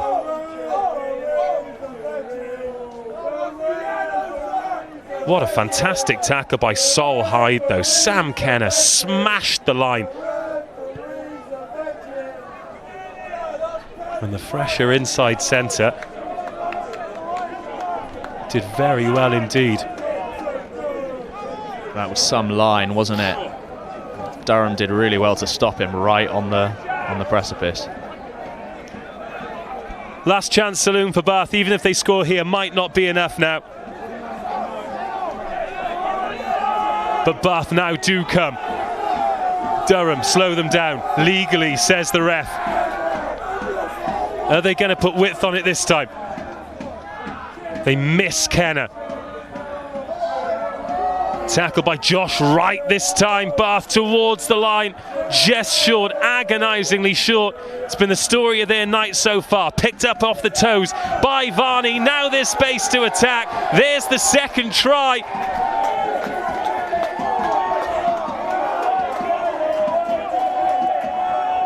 (15-18), the third try, should I say. It's going to be a drop kick at the post, so they're going to have time to restart. They're giving themselves the best chance to. 83 minutes on our clock. The clock in the stadium says 0, but everyone is preparing to restart the match. Well, you haven't seen a player run faster tonight than the water boy when he realised the tee was at halfway. It wasn't in time, they took a drop kick. It doesn't really matter. Although now it's only a draw on the cards for Bath, so I guess it does matter. Well-timed pass. And Sam Kenner does get the try in the end. If it had happened 2 minutes sooner when he blitzed that line, then what could have been for the brothers? 25-18. Now we're really reminiscent of last year. One last chance for Bath to get something more out of this game. Even a losing bonus point could be huge come the end of the season, and they seem to have secured that.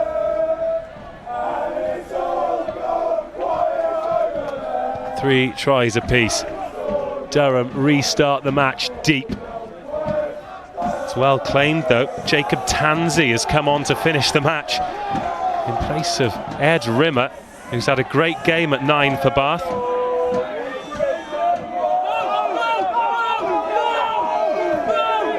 Oh, why have they kicked that ball? Goodness me.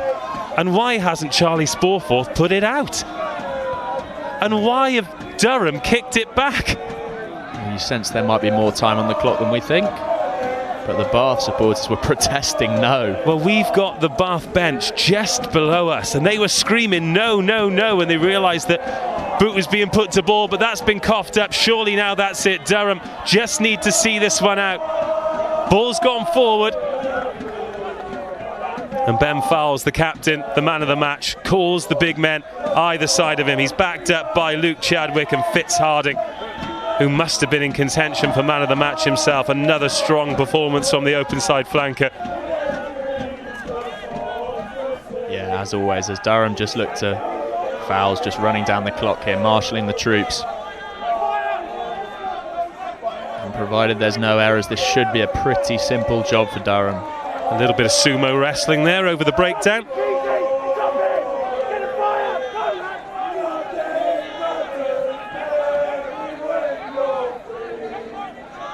Well, Bath certainly have played until the end, but for long periods of this game, they've been their own worst enemy in terms of not keeping hold of the ball. It's been composed from Durham. They've played the territory very well, despite the fact they're only a converted score ahead.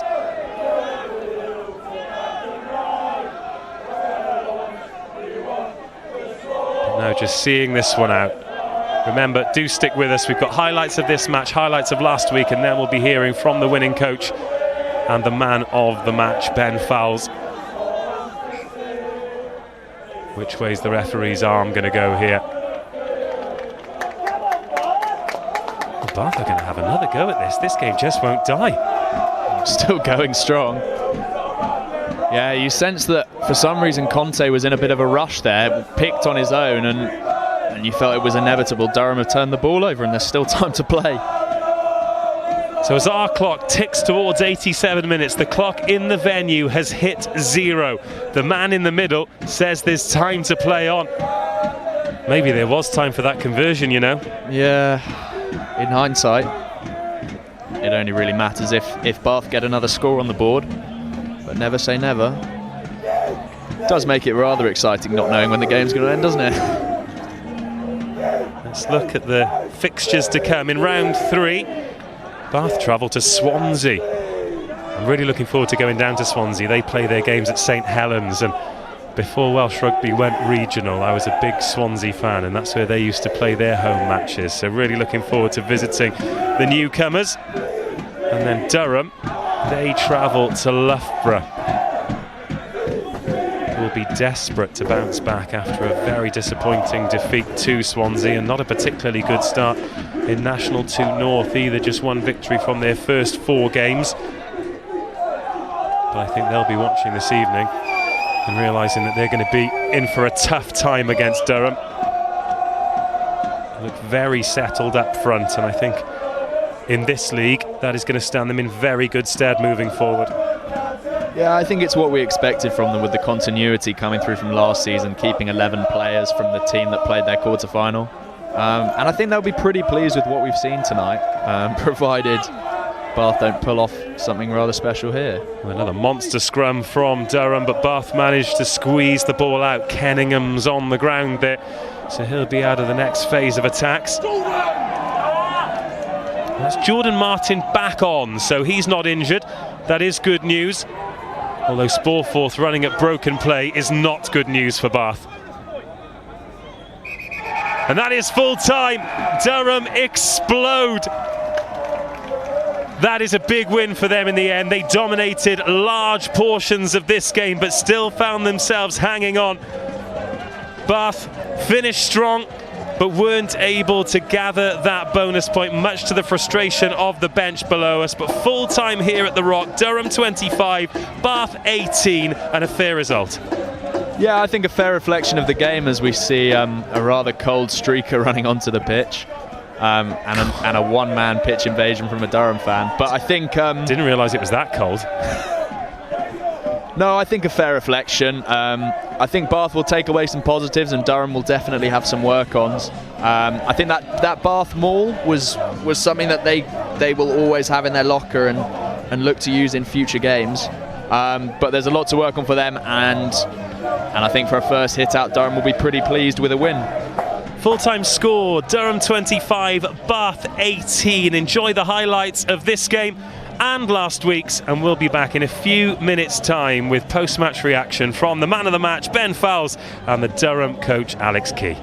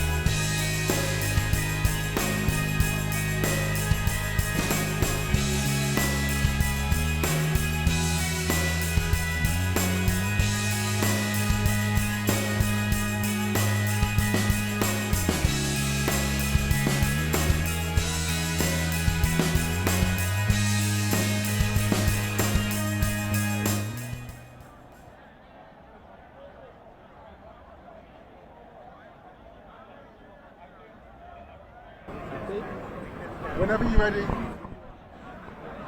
Full time here at the Rock. It's Durham 25, Bath 18. Alex Key, winning coach. That's a good start to the season, isn't it? Yeah, nice to win. I thought we thoroughly deserved it. I thought we were always the better side tonight. Bath stuck in, but I think some of the decisions they got probably helped them to stay in the game, and at that stage we were strong. So I was pleased with the boys. I thought they really put a shift in. There are a few key moments there, one of them being the back-to-back yellow cards. To come out of that period having only conceded 5 points and to pick up 3 yourself, that was a huge moment. Yeah, and that's what I mean. Credit to the boys, back to the wall, and that's what you want to see in your team. That's how you win things. We'll bring the man of the match in very shortly. Before that, it could have... Let's talk about a few of the other players, because the big man got it, but there were great performances all over the park. Fitz Harding was absolutely fantastic. That experience in the forward pack, that was the difference this evening, wasn't it? Yeah, I think they played really well, but outside, I think there were some pretty assured performances as well. I thought 9 and 10 were pretty assured. I thought 15 was a threat every time they got the ball. So, it's a 23-man job. So, Fowlsy played really well tonight. I expect him to. No pressure, mate. Okay, moving forward, it's a long season, but a quick word on all of the Durham supporters who've come down, made the journey here to London this evening. They've done you proud, really. It's been a great night. Yeah, it's a great occasion. It's always nice to see alumni and go and have a few beers with them later and enjoy seeing them and seeing how they're getting on. It's fantastic. Well, make sure you behave yourself.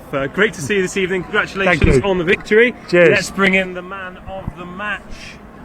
Just so you know, it was Hugo that awarded it. I'd have given it to Fitz Harding, but so would I probably. Yeah. Well played this evening, mate. Thank you. You took the first kick off. I think from that one return there, it was pretty obvious what was on your mind this evening. You had to work hard for it, but that's a good win against a good team. Yeah, definitely. Look, we came here after 5 weeks of pre-season and just wanted to get that win. Wanted to get our league off to a good start, and yeah, we came here and did that.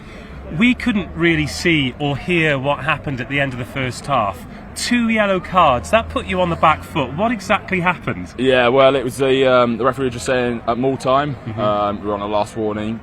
We kept coming inside, and yeah, we just got 2 yellow cards for it. To be fair to the boys, they dug deep, and look, it's just the courage the boys showed there and the heart is probably what won us that game.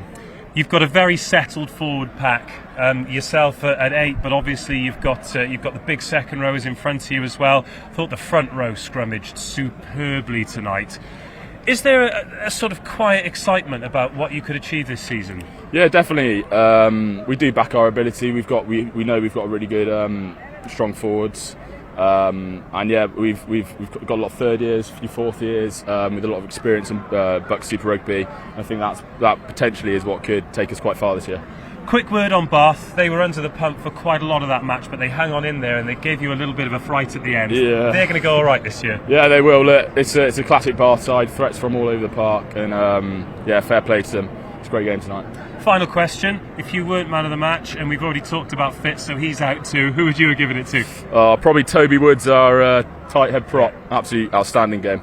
Well played, mate. Class. We'll see you later for more good behaviour. Cheers, well done, Ben. You awarded the man of the match. I gave you a bit of stick there, but I think that's a good decision. He really did give you everything you wanted from a captain tonight. Yeah, I felt he looked very assured, led from the front. That's the kind of player he is. You know, you can see standing next to him, he's a big man. And I felt like, Durham's tries all came from those close 5-metre exchanges, and you really felt like he was the guy in that. I think you heard his voice. It's a very deep, sort of masculine voice on the ref's mic occasionally. Just especially at the end on that halfway line, he was telling boys, slow it down, we've got time, just play the phases until the referee tells us to use it. And it's that kind of level-headedness that in the dying light of these games, when it's tight, and it always is in BUCS Super Rugby, that's going to get you through, and that's why I gave a man of the match. And in BUCS Super Rugby, when sometimes it is very fast-paced and it is very frantic, sometimes it's those composed voices in those rare quiet moments that really can hit home with players and make that sort of unseen difference. Yeah, absolutely, and the Bath side will grow from this tonight, but you sense that was the difference. We talked about the Durham side's experience, and that will put them in good stead for the season, but it's a long season, and there's a lot more rugby to be played. and it's one result. What about areas to work on for both sides? I think Bath, as I said earlier, they can take away the positive of that driving maul and a bit of ball carrying, but I think largely they're going to look to have to play in the right areas a lot more, keep the ball, just retain it, and allow to show us what they can do with it. But I think apart from that, they weren't great tonight, and they know that. From a Durham point of view, I think they looked strong. It was an ugly win, but it's a win, and to start off the season, you can't really ask for much more. Possibly just a couple of individual errors and maybe forcing offloads in the wrong areas, and just as the season goes on, the conditions are worse, and maybe those offloads aren't quite on. Well, pleasure this evening. Thank you very much for your company, and thank you for your company as well wherever you're watching. It's amazing with BUCS Super Rugby how everything and nothing changes. Once again, Durham arrive late and come with the win. Once again, Bath start the season with back-to-back defeats, but make no mistake, they will return with a vengeance. We'll see you next time. In the meantime, make sure you follow BUCS Super Rugby. You can download the official BUCS app. It's the best way to keep abreast of all the matches, and there are some massive ones coming up. Until next time, goodbye. Goodbye.